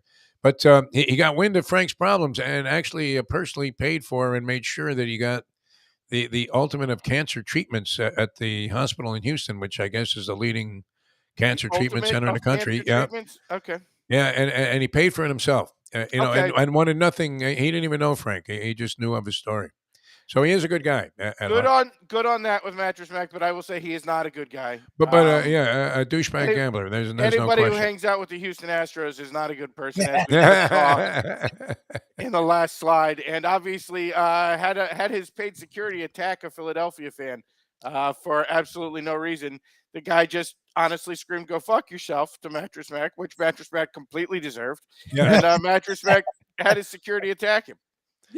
Except that he had that one moment of weakness when he had a soft spot in his heart for my buddy Frank. All right, that's number 4. Mattress Mac going down. Although everybody roots for this guy to lose. You're right. Yes, no, because of these outrageous wagers, and I don't know that there's any great affinity for any of these Houston teams, including the Rockets, who are owned by a real dickhead in Tillman Fertitta. All right. Here's number 3. I already pressed the button. So number 3, which is Kyrie, has now just gone full heel. Had a fan kicked out in Charlotte for no apparent reason, and then when asked about it, refused to comment on what the fan said to him. So Kyrie, again, has tanked yet another franchise. He hasn't come up with any screwy political theories while in Dallas yet, but I'm sure one of those is coming. And now, again, has gone full heel and is just randomly having fans thrown out for absolutely no reason whatsoever. So at this point, like, I can actually appreciate it. Kyrie, as a fan of wrestling villains, Kyrie has gone full, just attack the ref, attack fans for absolutely no reason. The next spot is obviously going to be the green mist and then pulling out the brass knuckles and braining Luka Doncic. Yes. Over some perceived sin that Kyrie has found out. Like, again, I don't even know how you can do anything but appreciate where Kyrie has gone with this. And I don't even like Kyrie, but I can appreciate where he has gone at this point. Oh, he really is like a kamikaze bomber. I mean, in terms of the franchise, they're horrible with the two of them in the lineup, Doncic and Kyrie. I think they're like 4-9 or something in games. They were in the conference finals last year. Now I don't even know if they're in the play-in. Currently, they're like in 11th place, I think, right now. They were in the 5 seed. Jason Kidd is saying nice things about Jomana, or Jomama, whatever her name was. That's how confused they are. Anyway, yes, Kyrie destroying the Dallas Mavericks, who I've never been a fan of, and given their history with the Miami Heat, I'm always happy to see someone go in and actively screw over Mark Cuban in the Dallas Mavericks. And Kyrie has full on done it. And like I said, and on top of everything else, has become a public relations bomb. Because, if you pay for like a seat where Kyrie Irving can actually hear you, and then he just has you kicked out of the game for, again, no apparent reason, you got to love that. Yep. Oh, excellent stuff. All right. That's number 3, sports villainry for this week 2, on the big board. Yes. Anthony Richardson. Because Gators are always villain. I don't really get what's happened here, but we watched the pro day, and this guy makes a series of the most useless throws I've ever seen in the history of my life. Throws that are going to be intercepted constantly in the NFL, and everybody goes, "Oh my God, look at his arm! Look how well he throws on the run!" And then he caps it off by throwing a ball literally into the roof while attempting to throw a fade route, and everybody's like, "Oh my God, he can hit the roof!" Why is that a useful skill? Why? What good is that? Oh, well, he can throw it into the roof. Okay, great. So I don't even know what the rule is. I assume that's an automatic incompletion. Like, what good is that? NFL, I think it would be ball in play. The ball's still in play. And he is not yet a villain. But trust me, if your team and your general manager actually takes this kid in the top 10, you're going to think of him as a villain within a couple of years because he cannot play at all. And look, I'm one who fell for it coming into the season. I looked at the speed. I looked at the arm strength. I don't get it. Like, I don't know how you can look at this kid's game tape and possibly think it's a good idea to take him in the first round of the NFL draft, much less the top 10 of the NFL draft. The offensive line is supposed to have 3 guys that are NFL players, yet he threw for 54% completion percentage. Like that's horrendous. Like, what the fuck? Like, I don't understand what they're doing with this guy. Tim Tebow was a better pro prospect. As weird as it is, he was. Yes, he threw better than 54%. I mean, no, I don't know that. I think Tim Tebow was a better pro prospect. Pro prospect. You can ask Josh McDaniels. Yeah. But yeah, I think they're about the same level of pro prospect, and it's tracking that this kid's going to go like 15 picks higher. So yeah, it's crazy. Yeah, he, you know, that when he hit the roof, it was amazing. Yeah, the scouts are all taking notes there, and I'm thinking that's not good for a guy that's trying to demonstrate that his passing accuracy, which yes, who is he throwing to? Yeah, like, why is it there? What kind of trajectory are you putting on that ball? Like, how's it not picked off? Are you hoping for a fair catch at the other end of the reception? And that's something Reggie Roby would do if he was, you know, having exactly. That's a fucking punt. That's not a throw. That was number 2. Exactly. And number 1, if you've watched any of the Final Four, you're aware of this. And we may talk about this again next week. But we do have to mention it because it has been endless. And that is Ben Affleck and Matt Damon make a Michael Jordan movie, which isn't really about Michael Jordan. It's about the creation of the shoe and how Nike signed him. I don't know how the hell Phil Knight let this happen. Like, if you were a billionaire, how do you let this be the representation of yourself? What studio would want to make Hollywood this movie? I mean, about a sneaker. Honestly. Like, I don't get it. I don't understand what's going on in America. And again, if you're Phil Knight, what the hell is the point of being a billionaire if you're going to? I mean, like, as much as Donald Trump talks about the Justice Department out to get him and witch hunt, here's a real witch hunt. The real witch hunt is Ben Affleck in an Afro wig portraying you in a major movie that is constantly advertised during the Final Four. I would take a New York indictment over this 9, 10 times out of 10. Every day of the week and twice on Sunday. If my choices were go to prison for a couple of years over sex with a porn star or having Ben Affleck in a curly wig make you look like, and honestly, this is one of the better looking pictures. He looks like a much bigger asshole than most of the rest of the preview. Like, how you let this happen if you're Phil Knight, how you actively signed up for this if you're Phil Knight, I have no idea. Like, I assume it's just that Affleck and Damon ambushed him with this. Like, he had no idea. He signed off, and then he got to actually see what he's being made to look like. Like, Phil Knight, I mean, hey, look, we all know you have spent your life torturing children in your Chinese factories. And that's going to go down as a much more positive note than this stupid fucking movie.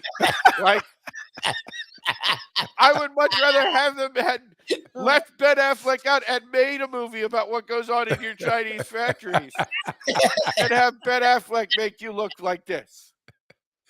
You'd rather have Mike Wallace show up at one of your factories. Yeah, exactly. Exactly. Unbelievable. Again, what would the point of this movie be? That's what I really don't get. You're not only a billionaire, you're one of the few billionaires who's genuinely loved. Like, people love Nike, people love Phil Knight, and then you let Ben Affleck do this to you. Like, I don't get it. Like, I honestly, if I were Phil Knight, the first time I saw one of those pictures, I would have had Ben Affleck killed. Well, if he turns up face down in the Hudson River one day, exactly, we'll know what happened. Well, I mean, it'll take suspicion away from me, so I'm good with that. Brilliant as always, Professor. Man. Anyway, as always. Defo is our big board of villainy. You covered a lot of ground there. You really did. We didn't Professor. pick the second game, by the way, and I would say I'd take Miami in the 5 on a hook. So let's go San Diego State and Miami as our official picks of the week. It would be something. I mean, I don't see it happening, so maybe it will. To have the FAU Miami matchup in the final would be unbelievable. The most stunning matchup in the history of championships. It would be great. Well, we were saying literally, and Jim Larinaga was telling us a story about. I guess it was not this year, but the year before. Is this Nance's last Final Four? Yes. Okay, honestly, it's great because honestly, the ratings might make Jim Nance jump off the roof of the building there in Houston. Can you imagine? Yeah, I mean, not exactly marquee teams here. Nationally, it's going to be a disaster. Exactly. FAU Miami would be an absolute catastrophe for these people. They are diving out of And buildings since on it's Madison Jim Avenue. Nance, I fully approve of that. Honestly. Well, he's one and done at this point. And the man he's replacing him is going to join us at 9 o'clock today, Ian Eagle, right here on the show. So Excellent. yeah, and I think he's going to be dynamite. All right, thanks, Professor. Always a pleasure, my friend. What is your MO for taking in the games? Are we, drinking at the Foundry? What are we doing? I don't know. That's a possibility. I'll hit you up. Yeah, I let's- could Yeah, definitely be doing that. stock up on the Chardonnay there. I'll bring the Mustang out, and we'll have dinner there, and I'll watch all the games. Works for me. All right, sounds good. But you have to have the Florida Derby on NBC before then. Not a problem by me. They'll have money on it. I think it goes off during one of the games, so at least another TV, an auxiliary television set. The FAU game. All right, thanks, Professor. Okay. Maybe we'll see you Saturday. You That'll guys be have a awesome. great one. All right, thanks a lot, Professor. That was Ladies and gentlemen. I'd rather see a movie about the Chinese sweatshops. What is the point of this movie, though? I hated Jordan, so I don't understand a movie about like I know the shoe changed the sports, I guess, product yeah, escape, but a documentary maybe would be more appropriate there. I don't want to watch it on in a movie theater. Yeah.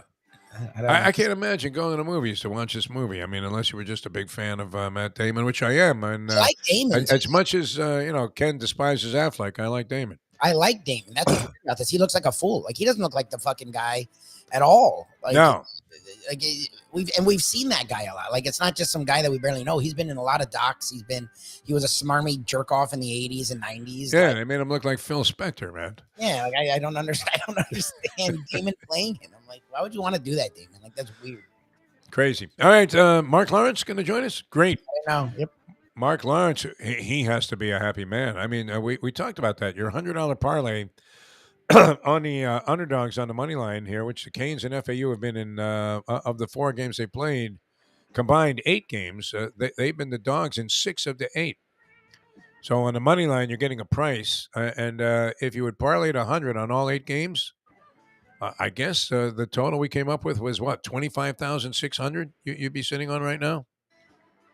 Is that all it would have taken? 8-game parlay on $100 to get to 25 dimes? I mean, neither of these teams was expected to go anywhere near this place. Well, I mean, that's not. I'm just even talking about it at even money because they were favored slightly. Both teams, I believe. No. Memphis was a favorite over FAU. They were favored big over Fairleigh Dickinson, as I recall. Oh, Which yeah. I don't know if they covered that game, but I'm just talking about on the money line. If you just bet them on the money line, all of the rest of the games, besides the Drake UM game and that one, Fairleigh Dickinson FAU, the local teams were underdogs. So you were getting a price on the money line, and actually a fairly decent one in the Houston game. The Canes were 7.5-point dogs, right? So you were making money at better than even money, and at even money, the 8-game parlay on $100 is $25,000. Is that right, Lubie? Did we do that right? I feel like it should be more than that, but I think that's what you No, told me. that's. I mean, think about it. You started with 100. All right, so we did it before. You win the first game, it's 200. Second game, it's 400. Third game, it's 800. Fourth game, 1,600. Fifth game, 3,200. Sixth game, 6,400. Yeah, it's $25,000. Lubie, what the fuck is wrong with us? That's a lot to expect to go right. To me, it's almost Ye of little faith, my friend. that's a lot to go right. And would you stop here or go for it? I mean, think about it. Now you're looking at like $52,000. Yeah. And then 100. My God, if you took it all the way and somehow, I guess at the end, though, you're going to have the 2 teams playing each other. So Yep. At that point, now you have to make a choice. Imagine if you make the wrong one. Yeah, that's the thing. Would you hedge? Of course. Yeah, obviously. All right, Mark Lawrence coming up. PlaybookSports.com, and then Mike Mayo, the Gambling Gourmet. Ian Eagle, stick around after 9 o'clock. Ian's always dynamite. So, and who would have more insight into this stuff than Ian Eagle? I've been Both pros and college basketball right now. And he probably even knows what Aaron Rodgers, is going to get traded for. Imagine when the Green Bay guy calls the Jets office and says, hey, we still want a first-round pick. You And they're like, I tell you what, we'll send a limo for Aaron and we'll have him show up at your training camp. Yeah, stupid ass. Then we'll see how how much leverage you have, right? Because they're looking at 60 million. They're going to have go up in smoke here with a guy they don't want on their team. Back with more in a moment. Now that. The time. And can you believe that Paul Maurice, the French Joe Philbin, cursed out a guy? It's 8:30. Ponies in Style at Champions, the outstanding simulcasting room at beautiful Hialeah Park. Yes, the grand old lady of thoroughbred racing has never been more vibrant, and you can wager on the races from the top tracks around the country while enjoying a cocktail at the Brass Rail Bar or any of the fine food served throughout the facility. If poker is your game, you're covered in style, and you can play all your favorite Vegas-style games, including blackjack, craps, and roulette, in Hialeah Park's sizzling hot casino.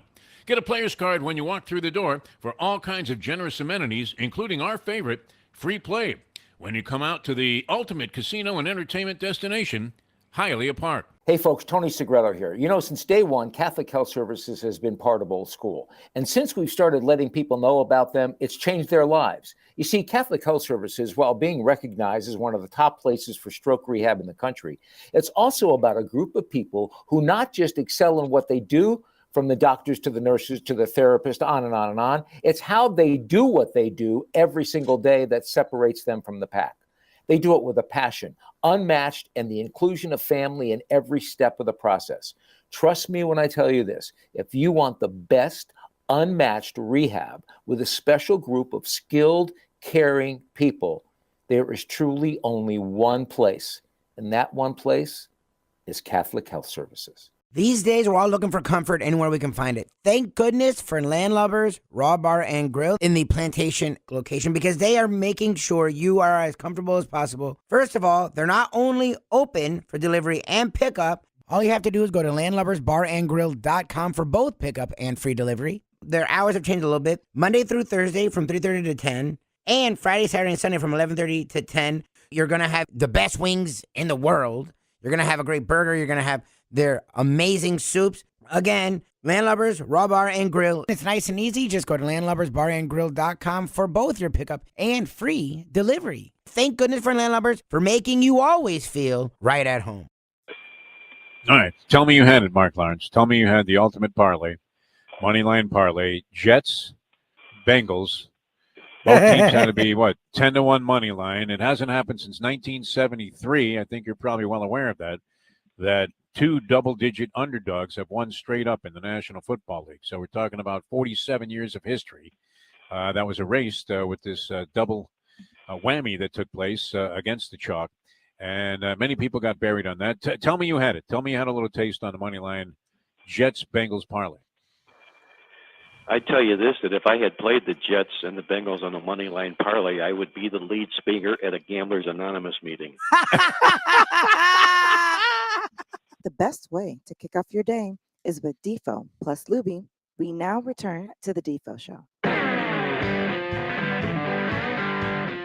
I always think of this whenever we begin to introduce this gentleman to the program here on our Degenerate Fridays. He's been a big part of it for many, many years now, and we love having him on because another perspective with mathematical precision and depth that even goes beyond the scope of the great mathematicians of all time, including the late great Rene Descartes.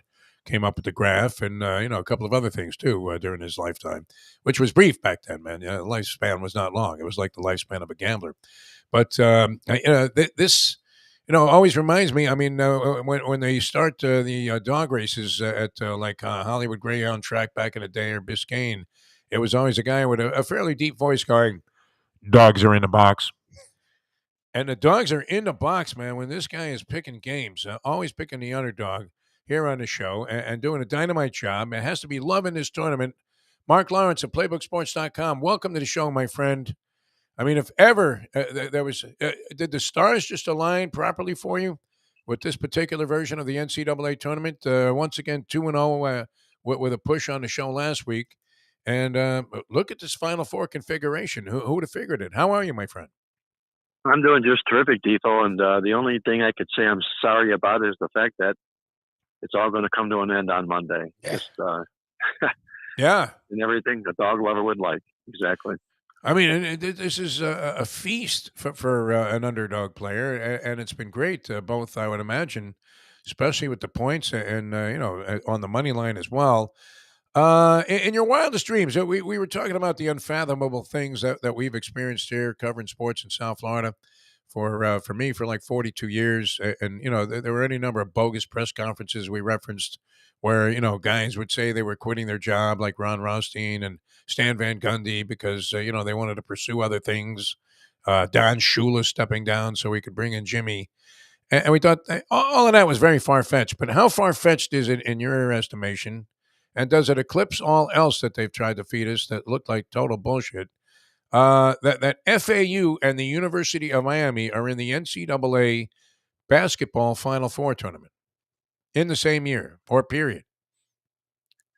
Well, that's a little bit, maybe even wilder than the intro to the segment here about those two double-digit dogs that won straight up in a national football league on a Sunday. It's like unbelievable. And, we're the benefactors of it down here. And not to say that they're not deserving, because they most certainly are. They played exceptionally well this basketball season and even forward in the tournament here. So all we can say is just let the games keep playing. That's all I can tell you. Yeah, and we have two of them on tap coming up on Saturday night, playbooksports.com. And by the way, I would imagine the people that did take advantage of your offer for the NCAA tournament guide you guys publish are very happy with the results so far. So what are the dynamics that you're looking at in these couple of ball games coming up? Well, as we know, Defo, the way we set the table is it's obviously been an underdog tournament. The dogs are barking, and there's no reason to think that they're going to have to shut them up here over the weekend anytime soon. You can make cases here, obviously, for both of these dogs to win these games and meet one another on Monday night. First of all, you're looking at an FAU basketball team that owns obviously the best record in all of college basketball this year. This played just terrifically, and they'll adapt to any style. San Diego State is really, really a hellaciously good defensive basketball team, but they lack offense. And it's something I think FAU can take advantage of in a contest like this. If they can get San Diego State out of their game, I think it's really good news for FAU. And what you find at this stage of the tournament is when these teams win basketball games as underdogs on back-to-back occasions to make it to the Final Four, they continue to keep barking. So, we have to back FAU in this basketball game and see if they can keep that trend going. Why do I not find that surprising, Mark Lawrence, that you would be taking the points with FAU in the battle with San Diego State, who many people, obviously you need a little bit of luck along the way if you're going to mow down, 6 and win 6 games in the tournament. So far, each of these teams has managed to win 4. People were talking about parity in basketball and how this year was going to be the most wide open of all. Rarely did those thoughts come to fruition. How surprised are you that not a single number 1 seed made it this far? Stunned, absolutely. Actually stunned. But something, we kind of had a little bit of a foretell sign that this tournament being as wide open as it was, that possibility could exist. And sure as all get out, it did happen. I think on the FAU side of things, the things that I've been hearing or reading is that the main concern is they're now on the big stage. I'm saying the big stage. They're going to be playing in the big 72,000 stadium here, arena. And I read somewhere kind of a neat stat where they went 17-0 at home this year. If you added up the attendance of everybody that was at those home games, it didn't collectively even come close to the 72,000 they'll be playing this weekend. But all that matters to these kids is just beat the guy that's in front of you. And, from that standpoint, this is a San Diego State team, Defo, but I have to say this, that if you go back to the days of the COVID, that year of the tournament when it was canceled, San Diego State at that time was a 30-win basketball team themselves. Yeah. They were on their way to becoming a number 1 seed, and, they had the rug pulled out of them. They have a few players in that team here that represent them, so they too have credentials. But whether that was a factor in this game or not remains to be seen. But I gotta love these Owls and the way they're playing right now. Yeah, as Brian Dutcher has been receiving the least attention of any of the coaches, from what I could gather, and And he was a Steve Fisher disciple. I guess he arrived at San Diego State when Fisher went there, and he was with Fisher at Michigan. And you're thinking, all right, so Dusty May is completely green as a Final Four coach or even a tournament coach. You're looking at Danny Hurley. He hasn't been there before. He built his reputation largely as a high school coach at some high school powerhouse, and then has done a nice job here, obviously at UConn. Jim Larrañaga's been there before as a Cinderella, but Dutcher is not short on experience in these spots. So that's something that maybe is being overlooked. He seems to know how to handle these situations. I guess they won a title with Michigan and went there 2 times. He went there as an assistant with the Fab Five in back-to-back years in the 90s, but that was like 30 years ago. All right, the UM game, UM, they look to be so dead in the water, Mark Lawrence, in that game against Texas that I actually was tempted to turn it off because I just didn't want to watch it. It was like watching the clubbing of seals. They're about midway through the second half, and I thought Texas was going to open up like 17 or 20 on them. The way it was going, and then suddenly, they stepped up their defense, changed a few things they were doing, and that triggered, an offensive explosion that they're very capable of. And you had Isaiah Wong about 2 points in the first half. All of a sudden, he looks like Kawhi Leonard out there. How do you size him up against UConn? Well, UConn checks a lot of boxes, Defo, coming into this game, at least statistically. They probably have the best numbers of any of the 4 teams, and they did a lot of it because of the neighborhood in which they live, that being the Big East Conference, which is very, very credible. If you take a look at them outside the Big East Conference this year, they played 17 games, non-conference games, and they won them all. So they're not going to be at all intimidated, I don't think, by by what's going on this particular weekend. But I'm still a big Jim Larrañaga fan. I think we mentioned this last week on the show, and it carries over again this week. The fact that in his career, 6 times he's been in the NCAA tournament game where he's been the underdog, and his team has had the better record. He's won all 6 of those games straight up on the scoreboard. Wow! And I don't. Yeah. So another, and no surprise here, two dogs in the That's shocking. In the Final Four semifinal games, Mark Lawrence. That's excellent. By the way, is there a line out there whether Trump will be convicted after this indictment comes down? No, but I was wondering whether there'd be a line of whether the handcuffs were in front or in the back. I say 0 handcuffs, man. They do this. Okay.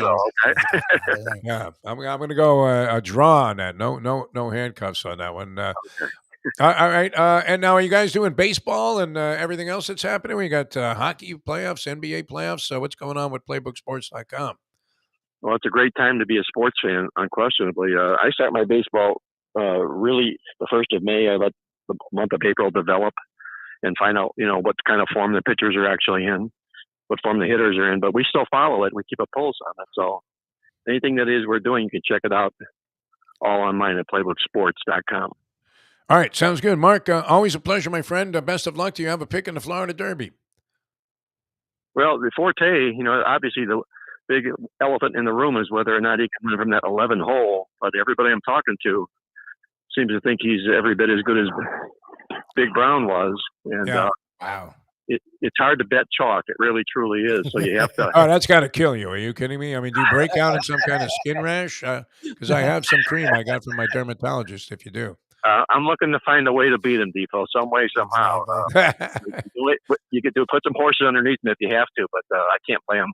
Not at 3 or 5, which is what he's going to go off at. All right, sounds good. Mark, always a pleasure, my friend. Enjoy the weekend. I know you will, and we'll talk to you again very soon, I hope. You guys be well. Take care and enjoy the games. Thank you. All right, thanks a lot. Mark Lawrence, ladies and gentlemen. Well, that was a shocker, man. I mean, as Ali said, I shook up the world. We got Mark Lawrence to pick 2 underdogs on the show. Who would have thought? Who would have known? Yeah. You can make a valid case for anybody. I mean, it again looms as a wide open proposition. I'd be tempted, just based on the history of what's happened so far in the tournament, to take the 5 and a hook with the University of Miami. That may be a fatal mistake. I'm not sure, Lubie. It wouldn't shock me if UConn was this actual juggernaut. I understand the professor's theory. That makes some sense. They held Gonzaga to 22 points in the second half of that game in a runaway, a 30-point blowout. They've handled their competition. I mean, as a 4 seed, obviously they had to face some teams that were, of a highly regarded level, and they haven't been challenged yet in the tournament. Not really. And I guess what that Sanogo is he a 7-footer? No, that's the thing is, Ken and I aren't sure how big he is. They list him at 6'9", which is big enough for college, but it looks like he's more like 6'7". Like he plays like a big, but he's not big. Okay. And they have some 7-foot giant that comes off the bench. I guess that plays some kind of a significant role. And as Ken said, that they're having really just a remarkable run of 3-point shooting, which I'm not sure, if that doesn't sustain itself, then, how is not in there with a shot, right? Yep. All right. Mike Mayo is going to join us in just a minute here, and then stick around, people, after 9 o'clock today, about 9:05. Ian Eagle, always a fascinating conversation with Ian Eagle. Love having him on the show, so we're going to go ahead and stick around a little while after 9 and talk to Ian Eagle, which I think will be well worth a listen. So stay with us. Back with more in a moment. Now that. The time. Eagle's really willing to do our show. That's unbelievable, man. It's 8:46. 2 weeks ago. Folks, Tony Segreto here. Let me ask you a question. What do you look for when you go out to eat? Good food, obviously, friendly atmosphere, not too loud, but good energy, reasonable prices, and a place where you feel comfortable.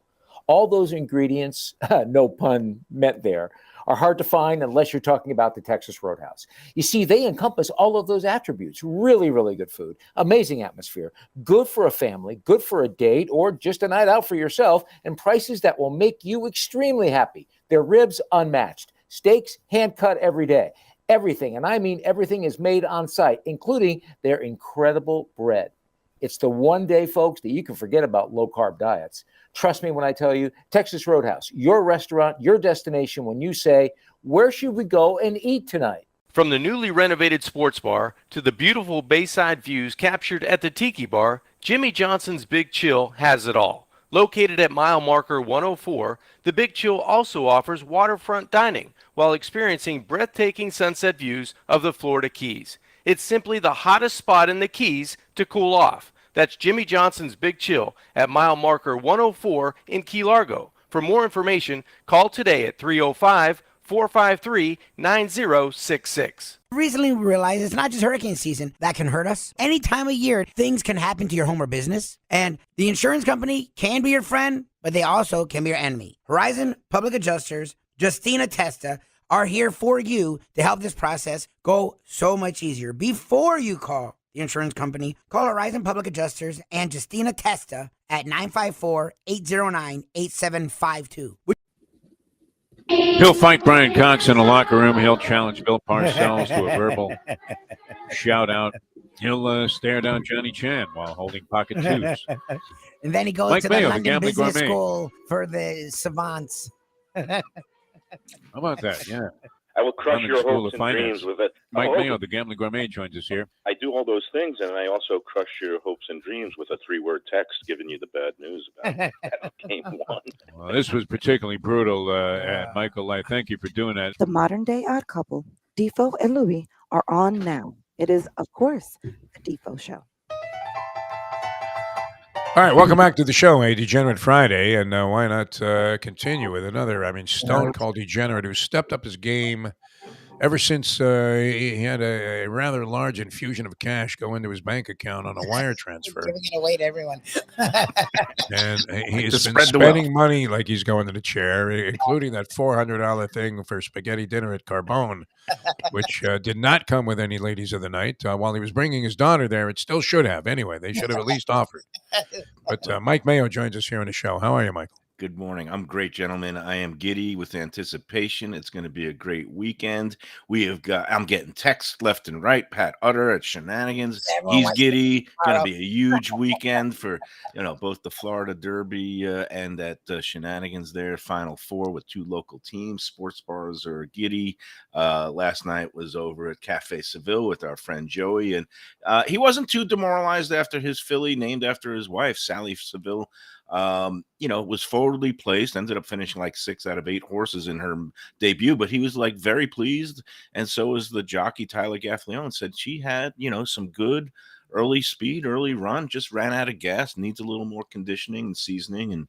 And so he was in a good mood. We ended up, I'm sitting at the bar there. I restrained myself from ordering the veal chop. I got the fish. I got a beautiful piece of the Well, what's going on branzino. with you? I mean, are you, getting some kind of dietary counseling or something? What happened? No, but I do have a doctor's appointment, a day of reckoning coming up next Oh, Thursday. you have to get on the scale, man. Yeah, that's always ugly. And, after our big lunchbox show yesterday with Nikki Mohan, and that was a big Chinese feast. That looked good, man. Christina what you Wong. guys were having, that looked And fantastic. I got to tell you something, Defo. You're off the hook in terms of your, Asian racism because Yes. Nikki Mohan, a couple other people, including my daughter, also, they're all asking the same questions. Like, Christina Wands, is she related to Christine Lee's? And I was like, no, is Aunt Jemima related to Uncle Ben? They're like different names, different people, different restaurants, but everybody gets all them one confused. umbrella, yeah. So, and even Nikki asked it on the show yesterday, and no, they are not related. They don't even know each other because, you think that. Well, it's the first name. I mean, who's related by first name? She doesn't do anything. Yeah. Although there's some tennis players that, their first name is their last name and their last name is their first, like Ji Ling is Ling Ji, Right. So I always get confused on that. It's not this. And the human brain is very strange because after talking about Christine Lee's and Christina Wands, then I had a dream last night about Christine Brennan. Get out of here, really? Yeah, From the Herald? Yeah, she was at the Herald, and now she's a big-time national superstar. presence on Good Morning America. But I one time, I'm friendly with her because I guess just from being around at different events. And the first time she ever went to Augusta National, and we've got the Masters coming up too, which I love. Yeah. I love that week, and I love the whole event. I love just sitting and watching the golf. But the first time she ever went to Augusta National was when she was a columnist for USA Today. And I had the pleasure of walking around with her on the grounds, like the first day she arrived that Monday. And I took her down to Amen Corner, and we did a little walk of the back nine. And I just had a weird dream about she was calling me up and saying, "Hey, you want to go meet down at the corner again?" I'd love to, sure. So it was just very bizarre. I thought you were doing it in a flower bed, on 15 or something. Which I sort of got caught doing, at Doral by Mike Donald, who, was still tell the story that, and I loved it when he came up to me after I was sort of making out with this girl in a sand trap that I knew it was you from the tee. Hey, look what I got. Look what I got. This is a what do you have, a bagel there? Yeah. It's already half gnawed off. But what'd you get off? Segreno from Grandpa's? Well, I stopped this morning. I'm doing a tour. I'm in such a good mood. I'm bringing goodies down to the track to the people at the press box, Dave Joseph. I got a dozen donuts from Bake Shack down the block from me. And I also brought a bunch of. This one I got from me, but they also have these mini bagels at Grandpa's. I stopped in. I said hi to Dee. She was very pleased with her appearance on the lunchbox earlier this week because she sat in for a minute and she apologized. She's like deeply apologetic. She's like, "Oh my God, I didn't even say hi to Defo and wish him get better and get well." I was like, "You were in the zone. You were in that whole lunch zone." It was all fine. You know what? It was a pleasure being a part of that thing because we're big Grandpa's fans, no doubt. And so you're going to be sending mini bagels around the press box like Frisbees? What, after the steward's inquiry disqualifies you from my winning ticket in the first race? Mini bagels. It doesn't take much to turn somebody sour at the racetrack. That's for sure. Mini bagels, donuts. I'll give you guys first crack. I'm going to get down there early to beat away all the old nasties that want to take our chairs and tables. Somebody wouldn't give up their chair, that my usual lucky chair last week. I like when, I've been doing broadcasts when a guy would come to the table you were broadcasting from and actually take a couple of chairs. Right while you're on the air, just look at you and, just start walking off with the stuff that you needed to put your stuff on. Yeah. The lady from Gulfstream, I'm setting up. You can see I'm setting up. And she just starts grabbing the chair. I'm like, "Lady, I'm doing a thing." She's like, No, only inside. I'm like, what does that mean? I'm like, I don't give a shit that it's only inside. Like, ask Dave Joseph. He's the freaking VP Right, of just- communications. Like, Use the magic words, Dave Joseph, Joe Beja. Let's seek some authority here, and somebody can make a decision. I need to come up with a restaurant for this week's trivia contest. So, There's so many to choose from there, Mike Mayo. I know. Well- See, and you're like Clouseau, man. You dig the clues. So yeah. you know, So I- text I- I me think something you in the should, yeah. next, half hour after you get done with Iron Eagle, which is a great get, especially this. No, week. he's fantastic. Yeah. I don't know how he has He's- time. He was doing like the Raptors Heat game the other night. I'm thinking, when is He's this a- guy? When is he home? He's a true talent. I don't know what he's doing hanging out with us, but that's good. Oh, Hey, you guys were all intensive Final Four. I'm going to stay away from the basketball. Let's talk Florida Derby because All right. something that, we usually don't give short shrift to, although I do have to start by ragging on Lubie. Did I hear correctly that you actually had a parlay going and you bet on the Marlins? 5-team parlay. Marlins is only loser. I picked 5 teams yesterday because Defo wanted a 5-team parlay. And like Starney was excited that I was 4-1. I'm like, yeah, but you don't get it. It's a parlay. So the one fucking wrong ruins the whole damn thing. You're a loser. Yeah, I picked the Marlins like a dumbass. Now, look, the inclination is correct because usually the Marlins traditionally have been a thorn in the side to the Mets. So not a bad idea, except for the fact that it's the Marlins on opening day, and they're just a bunch of losers now. I can't believe. Yeah, that's Your what was buddy the final Greg Cody 5-3? was all over the lack of attendance there. Yeah, well, that's an easy way to go.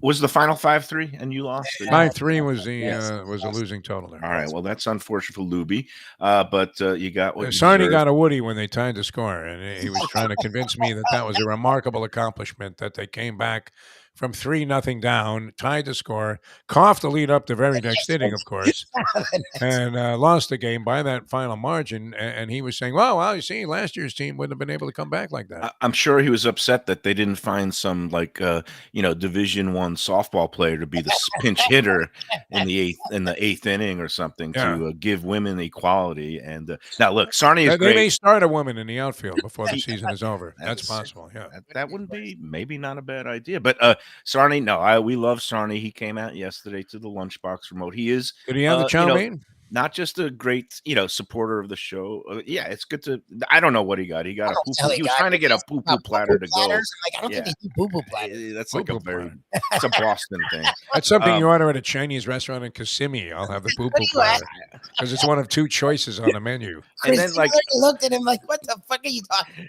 And then Sarni, God bless him, but he's like my we love the guy, man. He's great. I love him, but it was like my mother used to be when I would get home from school and just start peppering me with questions, and I was just tired. I didn't want to hear. Like after the show, he's peppering me with questions. I'm trying to do some emails and things. I'm just like, Sarni, I'm not listening to you. I don't care. All right, onward to the give us your Derby pick. All right, so we're running out of time, but and the whole Lubie thing is how could he be so close and so stupid? And I asked the same question going into the Derby. We have this super horse Forte, and who is owned by, guess who? It's a partnership between Mike Rapoli Stables, well-known New York guy, very bubbly personality, and St. Elias Stable, who is Vinny Viola, the owner of the Panthers. And every time, one of these monstrous horses come out and it's owned, co-owned by Vinny Viola, I'm thinking, how is a guy who is so sharp in terms of the horse game and getting these live 3-year-olds and actually won a Kentucky Derby a few years back, how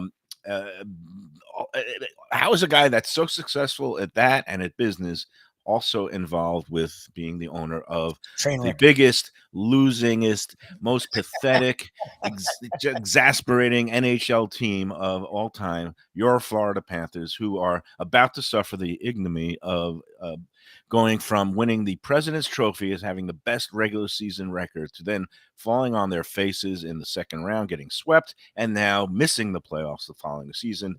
Not that I'm taking any great pleasure in it. But you take great pride in that because you despise Doug Sifu, as in Sifu.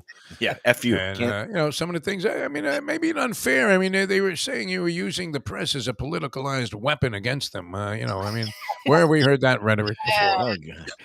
Oh, man. I'm going to stay away from that. Hey, but getting back to the race, it is interesting. It is a full field of 12, which I was a little shocked. I thought Forte would scare off some comers, but because of the Kentucky Derby point system, all these horses that want to get some Kentucky Derby points, even though they think they have no shot of winning, they don't mind coming in and taking a shot and just running for second and third place to get these Kentucky and the money's not bad either, I would imagine. The money not bad.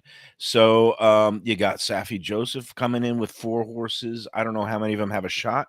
But the most interesting thing about the race is, it's going a mile and an eighth, and Forte drew the posted position 11 out of 12, and the top 3 contenders in the race have all drawn the 3 outside posts, and it's kind of a tricky task at Gulfstream to win that mile and eighth coming from those outside posts, and it becomes a real tactical game of those jockeys. And you got Irad Ortiz on Forte. You got his brother Jose Ortiz on the horse outside of him, which is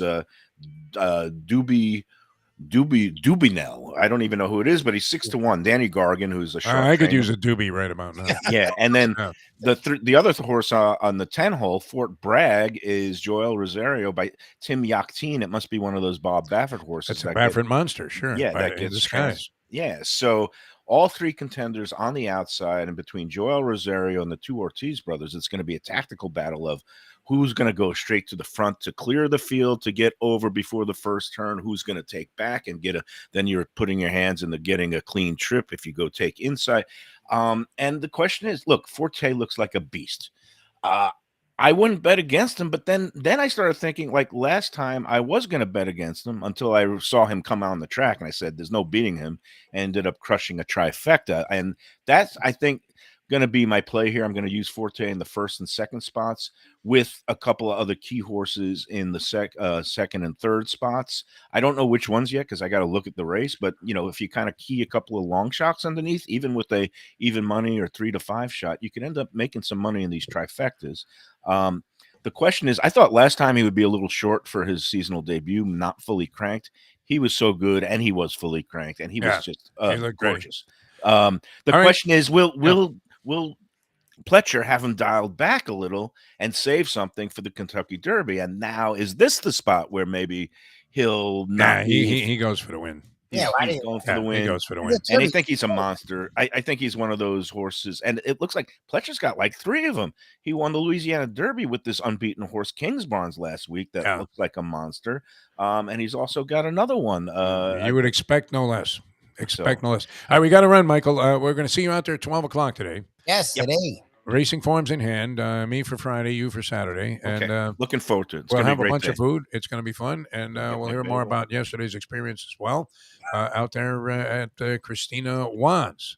Yes. Although we'll probably be telling you that story from Christine Lee's later on in the afternoon. All right. Thanks, Michael. Iron Eagle coming up in just a second here. We'll go into overtime on the program on a Degenerate Friday. Been a lot of fun all the way.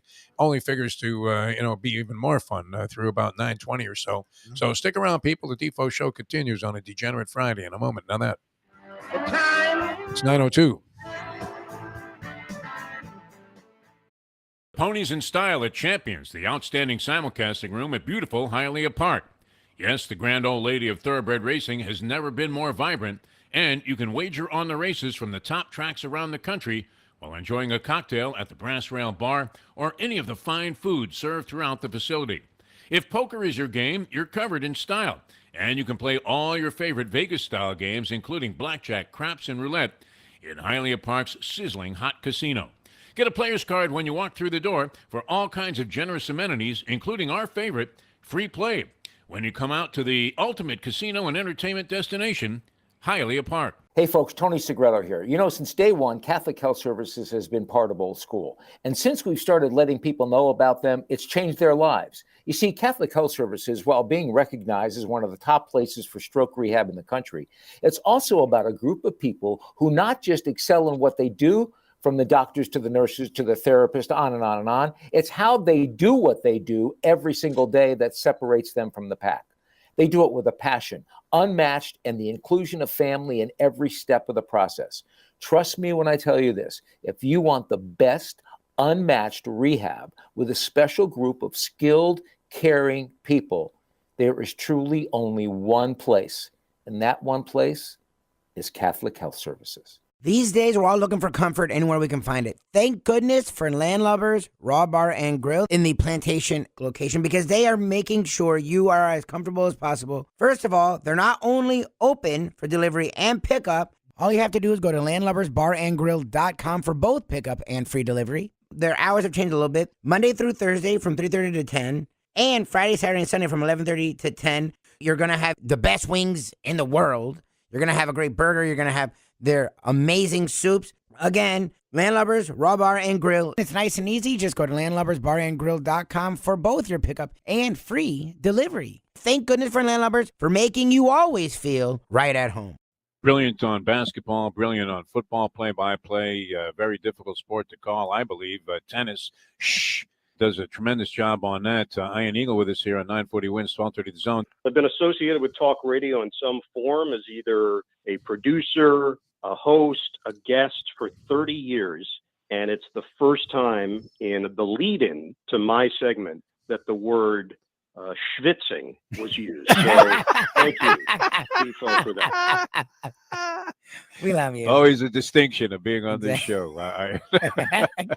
It's a all right, we love you. Thanks for coming on. Ian Eagle, ladies and gentlemen. Grab a bagel and a schmear, plus some Defo and Lubie. Welcome back to the Defo Show.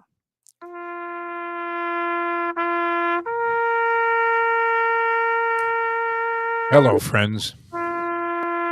I come to you for the final time from the best seat in the house, calling the Final Four. I thought my Houston Cougars would be here in the city of Houston, and now I ask myself, why even go through with this when there's a man tracking in behind me? I've been hearing footsteps for years. As we welcome to the show, as Jim Nance, the great Ian Eagle. Now, we've been calling this for years, man. I knew it was going to happen eventually, right? And I was going to step down out of, preserve whatever dignity he had left and make way for Ian Eagle, who we're happy to make way for any time. He can't comment on that, I wouldn't think, except to say what a great run it's been for Jim Nance. But ready to step in there, man, is Lou Gehrig, my friend. 2,130 straight games he's going to be calling at the Final Four. Ian, welcome to the show. Always great to have you on the program. Thanks so much for doing this. You guys have issues. We love you so much. We want to get you in trouble so bad. Did you hear what Ian said on that fucking show? What's up? Everything's good. I mean, let me start with this, just to get a couple of the usual preliminaries and standards out of the way here. More popular Dusty, in your opinion, Dusty May or Dusty Rhodes? Yeah, I think Dusty Rhodes has Dusty May beat, but I feel like that could turn if a certain thing happens this weekend. This might be the most famous Dusty in the last 50 years. Yeah. Wow. We had Dusty Baker, and then every degenerate's favorite, because she wrote the anthem for all sick gamblers like us. Dusty Springfield, wishing and hoping and praying. Right. Which, a lot of people have been doing throughout this tournament. Odds that this would be the Final Four, obviously, are overwhelmingly, exorbitant. But for us, this is not a basketball town, a college basketball town especially. The people like the Heat. Pat Riley gives them a level of distinction. We have some championships there, but nobody cared about basketball. Literally, Jim Larinaga would come on the show, as great a guy as he is, and literally beg people to come to the Watsco Center and come down and watch their games. As recently as early this year, although they started selling out and they caught on a little bit. But, FAU... where they had the Canes to open up. This is a true story. They had the Canes to open up their season a year ago. They won, I think, 19 games last year. So they're pretty significant. Canes beat them on a last-second basket, a Tyus Edney shot by Isaiah Wong when he went the distance and scored a layup at the buzzer. But they had to give away Gucci bags to draw 300 people there. It was amazing in Boca Raton. I mean, how impossible was this to conceive that you would have FAU and UM in the Final Four, in your opinion? Yeah, I mean, the idea that there's going to be a ticker tape parade in front of Ben's Deli. Is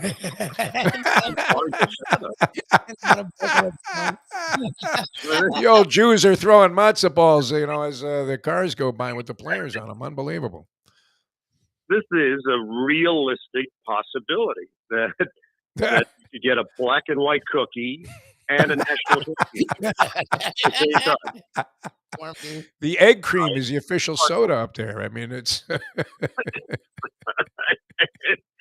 Give me a celery soda and some of the net from the Final Four. Exactly. They thought Dr. Brown was a cosmetic surgeon. I mean, black cherry. I mean, now, did you call any of the FAU games? Did you do that Fairleigh Dickinson game with FAU? No. I try to avoid teams with initials.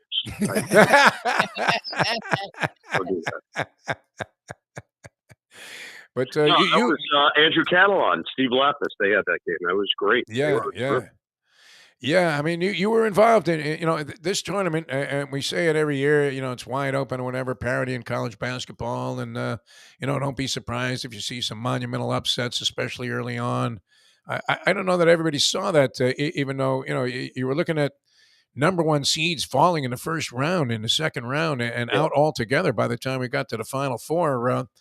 What do you make of it? I mean, it's been spectacular for my money. And you always say, you're always, only as good as your most recent film. But this has been the most exciting tournament I've seen, and the way we've seen a zillion great storylines over the years. Yeah, and we've been building towards this.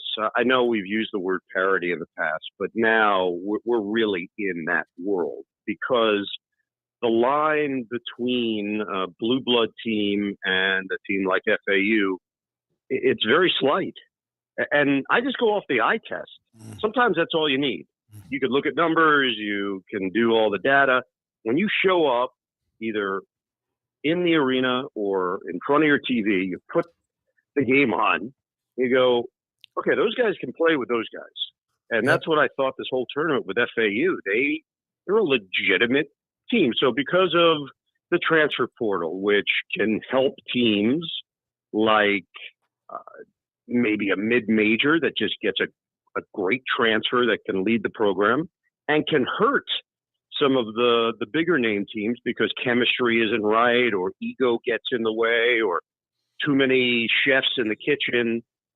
There's so many variables now with the way college basketball has evolved that I think you're going to get this more often than not. It used to be an outlier. You'd get a VCU, you get a George Mason, you get a Loyola Chicago.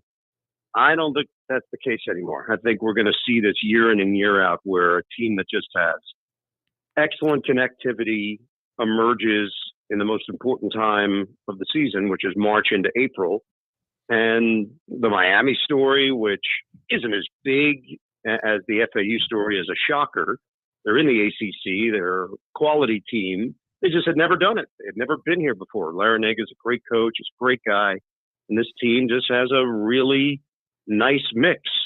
So, to see guys like Isaiah Wong getting some attention, and Jordan Miller and the rest of that group, it's been fun. It's a fun tournament when it's wide open like this.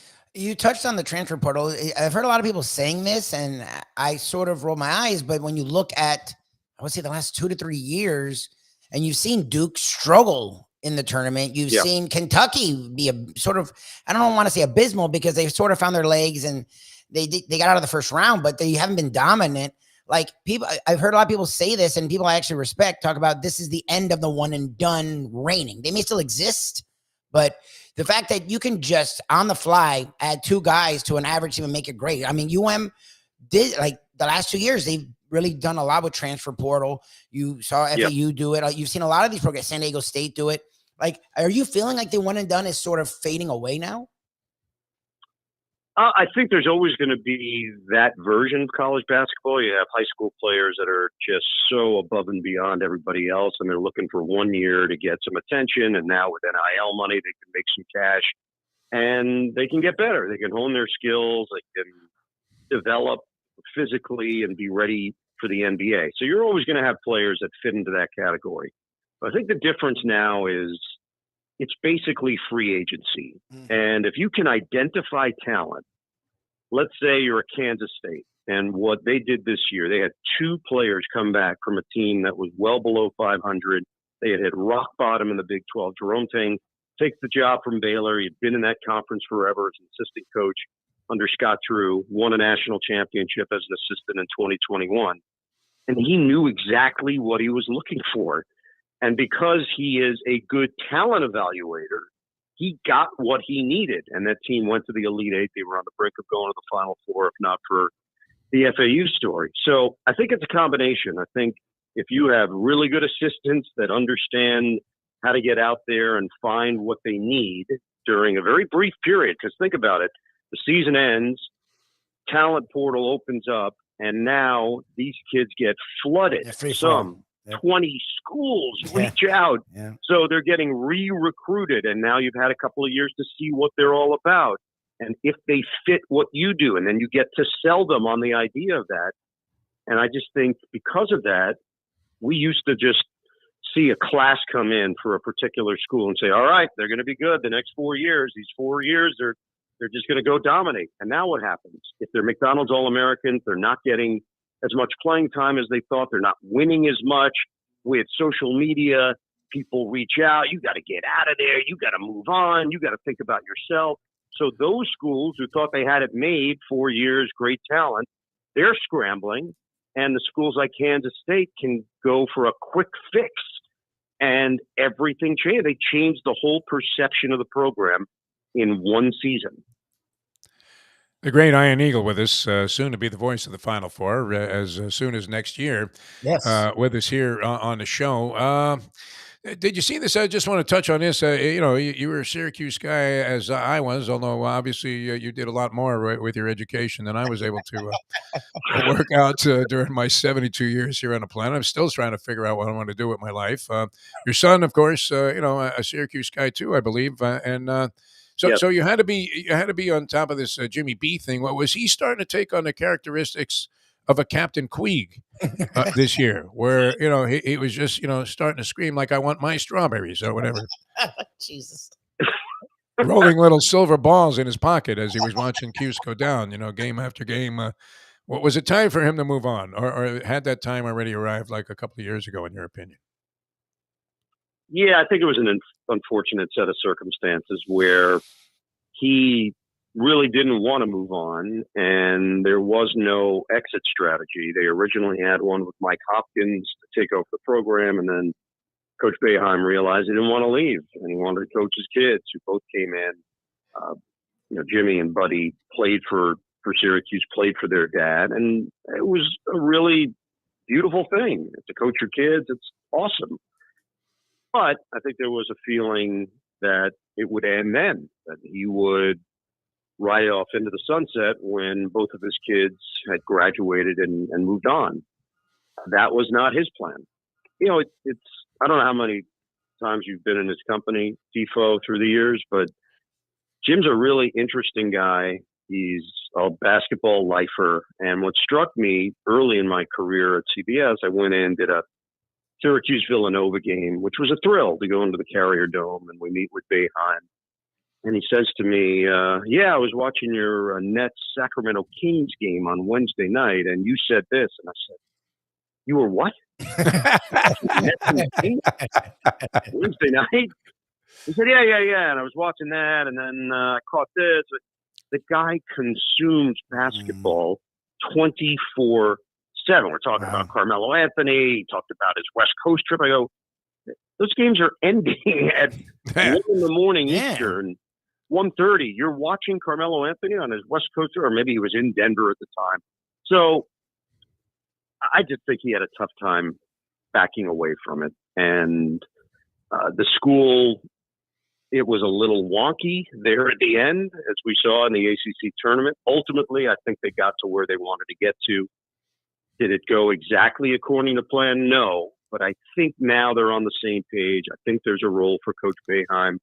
And I think now at least you can feel better about how it ended.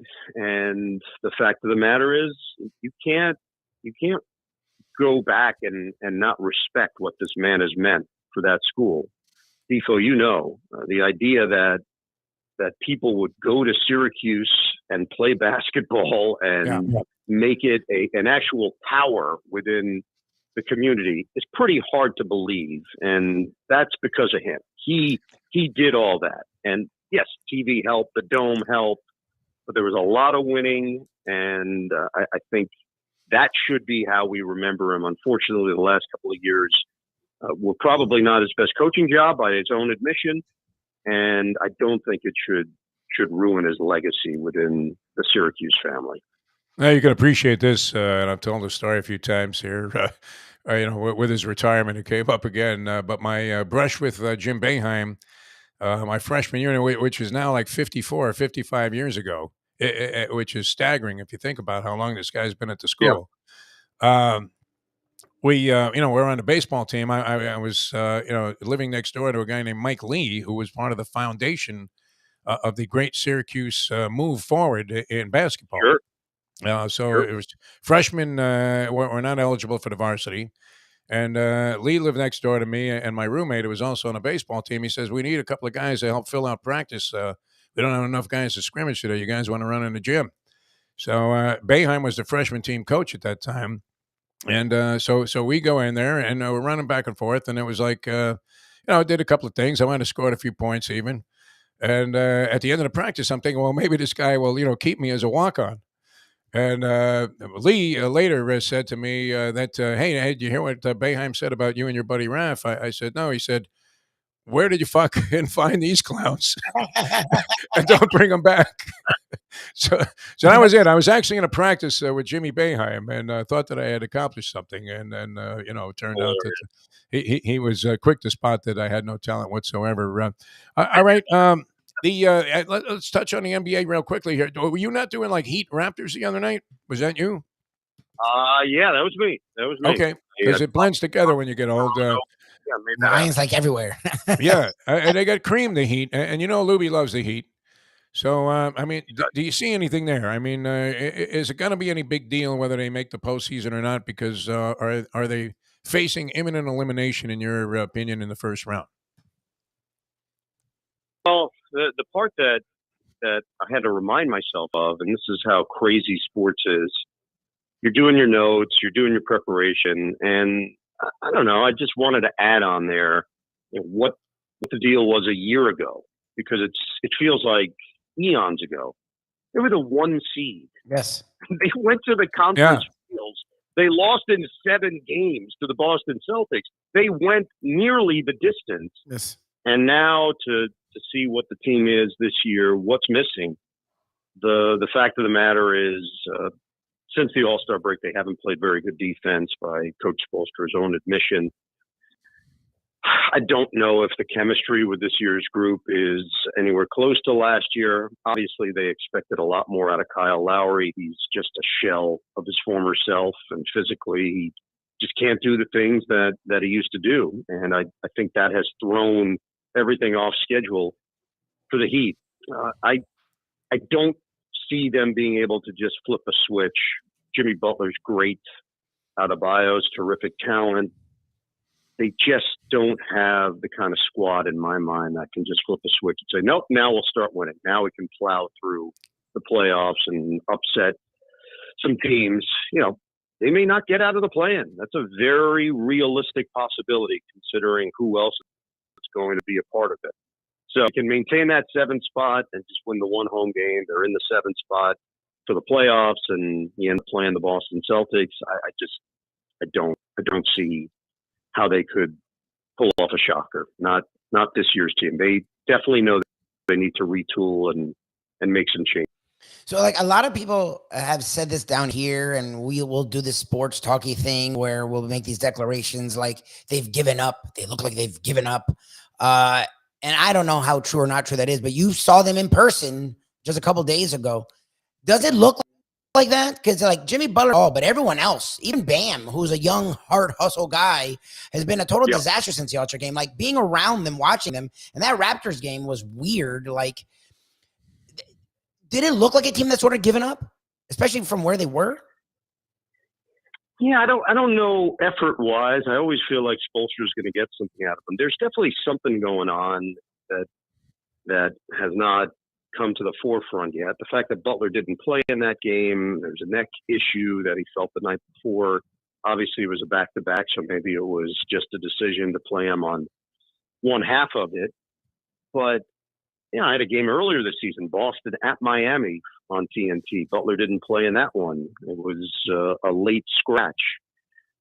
Look, Jimmy's a great player, and he's one of those guys that he can definitely put a team on his back come playoff time. So that's why you give a team like that a puncher's chance. But you just haven't seen enough sustained high-level defense to say that they can just go back to what they were doing a year ago. And then decisions that pay Duncan Robinson a ton of money, and he doesn't play for this team. It's great that they develop talent. They do. They're among the best teams in the NBA that can take guys, work with them, and maximize their ability. Just look at their roster. I don't think there's a roster in the NBA that matches Miami when it comes to that. But when it's money time and you've got to go and make a statement in a big game playoff series, no longer are those nice stories. You need Max Strus to do stuff. You need him to help lead you, not be a tangential piece. So something's amiss there, and we know Pat Riley's as competitive as any human being in the NBA. He won't just sit back and allow this thing to devolve. But this year's group, Lubie, it's not clicking by any stretch. No, it looked ugly, that game. And, they fell apart late against the New York Knicks. Next time out on the floor, I guess it was the next night. And so that was a couple of, big losses they sustained while they're trying to fight off your Brooklyn Nets, who somehow, are hanging in there in that sixth position. All right, one quick thing, if you don't mind, because I know you, have been around the Jets organization doing their preseason package, and obviously, professionally broadcasting games. Sure, you've had the Jets several times during the last few years or so. Aaron Rodgers, as he coming in, is he coming in the quarterback, or do they have a better chance of signing like Ginger Rodgers to take the position? Only a few things I can count on. Either you're going to mention a tyrant or a 1920s film star. Well, we're not done yet. We're not done yet, Ian. No, I'm expecting a tyrant at some point. Yeah. Yeah, I think it will happen. It's now just a matter of figuring out the details. I don't think the Packers are in a particularly strong position to expect what they want. At some point, they're going to have to say, all right, we need to move on as an organization, and we need Aaron Rodgers out of here, and any connection to him needs to be done in order to start the new chapter. The Jets know this. Now, look, the Packers know also the Jets have no other options. This is where all of their bread is buttered, in trying to get the quarterback that can help put this team back on the map and back in the playoffs. With the Sacramento Kings making the playoffs officially this week, the Jets, among the four major sports, have the longest playoff drought in professional sports. Jeez. And that's not a place that you want to be as an organization. That's not a headline that you want to be associated with. So it will happen, but it's just a matter of timing and whether or not the Packers back off what were probably unrealistic demands for Aaron Rodgers, considering where he is at this stage of his career, his level of interest and motivation and salary. And this is not a simple, oh, yeah, everybody would take Aaron Rodgers at this point. No, only a finite number of teams would, despite his gifted abilities. It's just a lot. And the Jets are one of those teams because they need him. Yeah, I think Brian Cashman would rather see Lisa Meanwell show up at the Yankee offices than the Packers would want to see Rodgers show up at an OTA and say, "Hey, you know what? I love cheese. I'm going to stay here." All right. How did your bracket look? And did you give your money to the cleaning lady? Final thing here, Ian Eagle, and we appreciate your time as always because you're all over the planet.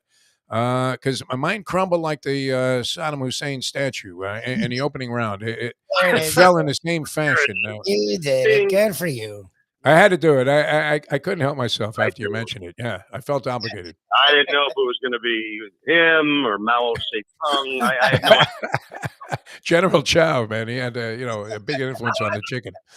Yes.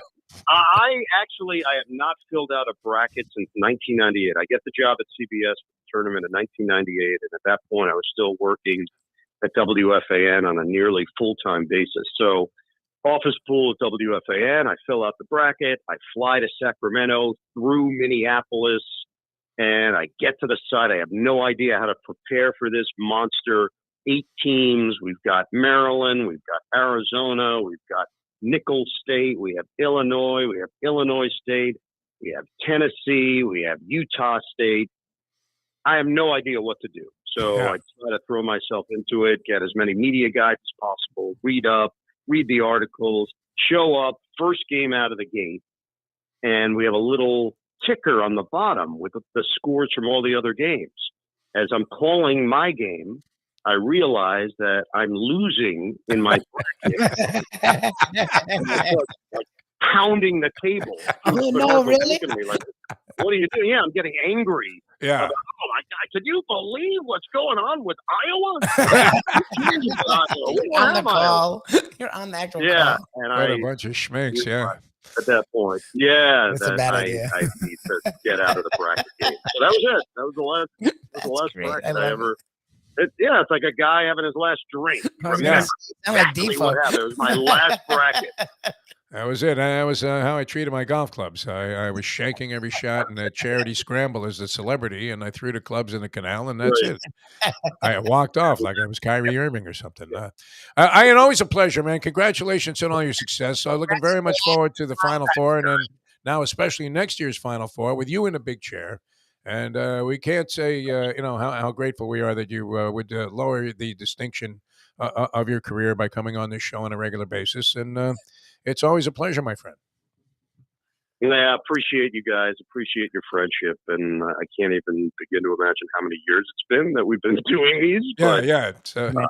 It's always. Maybe is there a clause in your new contract, the end. prohibiting you from embarrassing, television and streaming shows? Yes, there is a clause that says you cannot appear on any shows where you're forced to use the term schmenk. Nice. Good for you. Try and work it into the game if you can once you start doing the Final Four. Can you believe these schmenks? Another turnover, unreal. It's universal, like shalom. It applies to almost anything. The schmenk is 0 for 4 from the stripe. I mean, it's applicable in many situations. All right, thanks, Ian. Always a pleasure. Anyway, We'll talk soon. See you guys. You're a great American. Ian Eagle. I hope that I didn't think about that. I hope this isn't the end. What's that? He's gotten bigger and bigger, but has somehow not gotten rid of us. I hope that this isn't it. I don't think that's going to do it. When Nance retires from football, I think they let Nance go till he, decides. It's not like he's losing it or anything. I mean, when you really get down to it, you can, be a decent play-by-play football announcer on TV without really doing all that much if you don't want to. I don't know. I mean, you like guys that are accurate and they don't get in the way of the game so much. Not necessarily. I'm not a big fan of the huge screamer, which obviously Ian Eagle is not. You don't have Ian Eagle at a fever pitch on the first play of the game like hollering Kevin Harlan. Which Harlan is a very intelligent guy. I don't know. He just, I guess he made it that's his shtick, or is that really how he feels about, the way a game should be called? What do you think? It's obviously working for him. I don't know. I mean, look, Amigo used to have him on his show, and I used to help out with his show years ago. Well, we had him on. I had him on an interview. I don't know if you were working with me, and I tell you what, he was very impressive as a conversationalist. He really was. Well, what I was going to say is his voice is just loud. So, like, even when he was talking normal, yeah, it sounds like he's yelling. So I was like, maybe he doesn't want to yell. It's just natural for him. Like, yeah, I don't know. But the Gus Johnson thing. I mean, I guess he's not quite to the extent that Gus Johnson is, where he's screaming the entire time. Ian, while being fairly understated, is very capable of eliciting and going right along with and paralleling the excitement of a game and enhancing it. With the way that he calls a game. So. I think it's going to be great. And we couldn't be happier for him. I don't believe he shines us at that point. I'm literally texting him now. I'm hoping he doesn't, because that's a big gig. Yeah, I mean, it's happened. Where we've lost track of guys, as Rinaldi. We can't find him anymore with a search warrant. I don't know that he's big timing us. I may just be circumstance. Maybe change his phone number, but that was it, right? I think he changed the number because it was literally once he went to Fox, we stopped having him on. Like there was no reason for him to, and it wasn't a contract thing. ESPN was weird as fuck, and he still came on with us. So, I mean, it wouldn't be harder. We were a Fox affiliate, so it wouldn't be. It was. I think he changed numbers. Like it would make a lot of sense, and I don't have a way to get a freaking number for him. Ian's gone through the years where he's grown and grown and grown and grown, got bigger and bigger and bigger, and still does our show. So I presume he'll still do it, but I'm just saying, like. I think he has some talk radio in his blood. As he talked about, he was a producer for Francesa for years at WFAN in his infant stages in the business here. And I mean, think about it. This guy was calling Heat Raptors on TNT. He calls the Brooklyn Nets games. He was doing college basketball games in the tournament. He does the Jets pregame package, and then on top of that, he's the number 2 team in the NFL for CBS. Yes, unbelievable. Yeah. And about to take over number 1 when it comes to college basketball. Man, nice gigs if you can get them. That's for sure here. We're just hoping to be able to, have a successful afternoon on Mike Mayo's Lunchbox. Honestly. Which is not a secondary consideration by any means as we get out to the track today at Gulfstream Park. So that's going to be a lot of fun. And I always enjoy the day before the big stakes days at the track. So do they have a dirt? What is there? Do they have? Does their Friday have a name? Like, do they have a special race? You know what? I don't think do they have a Philly race for the Florida Derby? I'm not sure. I want to say Susan, and then the fucking thing they do at the Derby. Yeah, usually you have the Kentucky Oaks on Friday and then the Derby on Saturday. I'm not sure if they have a Philly race.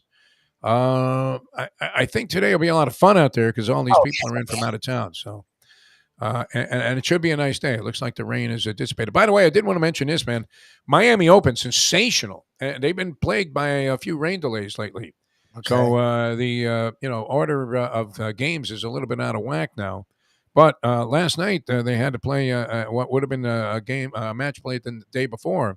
Carlos Alcaraz, who won the tournament last year, and is the number 1 player in the world, and the kid is spectacular, Lubie. He's 19 years old. It's so amazing to watch.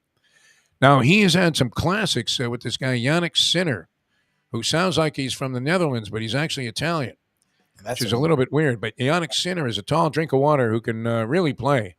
And they had that U.S. Open Classic. I mean, I guess it was in the semifinals where it went 5 sets. Sinner was up 2-1, and the play was as spectacular as you will see in any sport.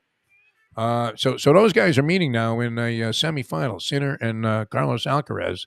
And Alcaraz had to mow down Taylor Fritz yesterday, who's a top American player, and was playing very well. And he just, blew him out, 6-4, 6-3 or something like 6-4, 6-2. But it was competitive, but no contest at the same time, if you will. And Fritz was playing spectacular tennis, so he has a chance at the Sunshine Slam, as they call it, Sunshine Duo, or I'm not sure. It's the Indian Wells and Miami titles.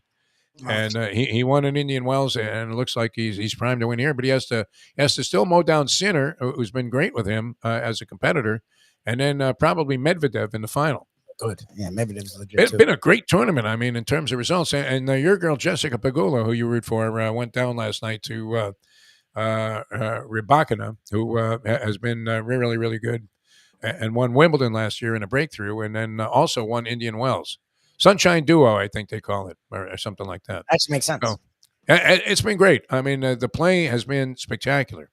It's a weird environment for it. It doesn't translate as well as a lot of the other places, this whole stadium thing they have going at Hard Rock, and even with the side courts, and the atmosphere is not the same. It's weird.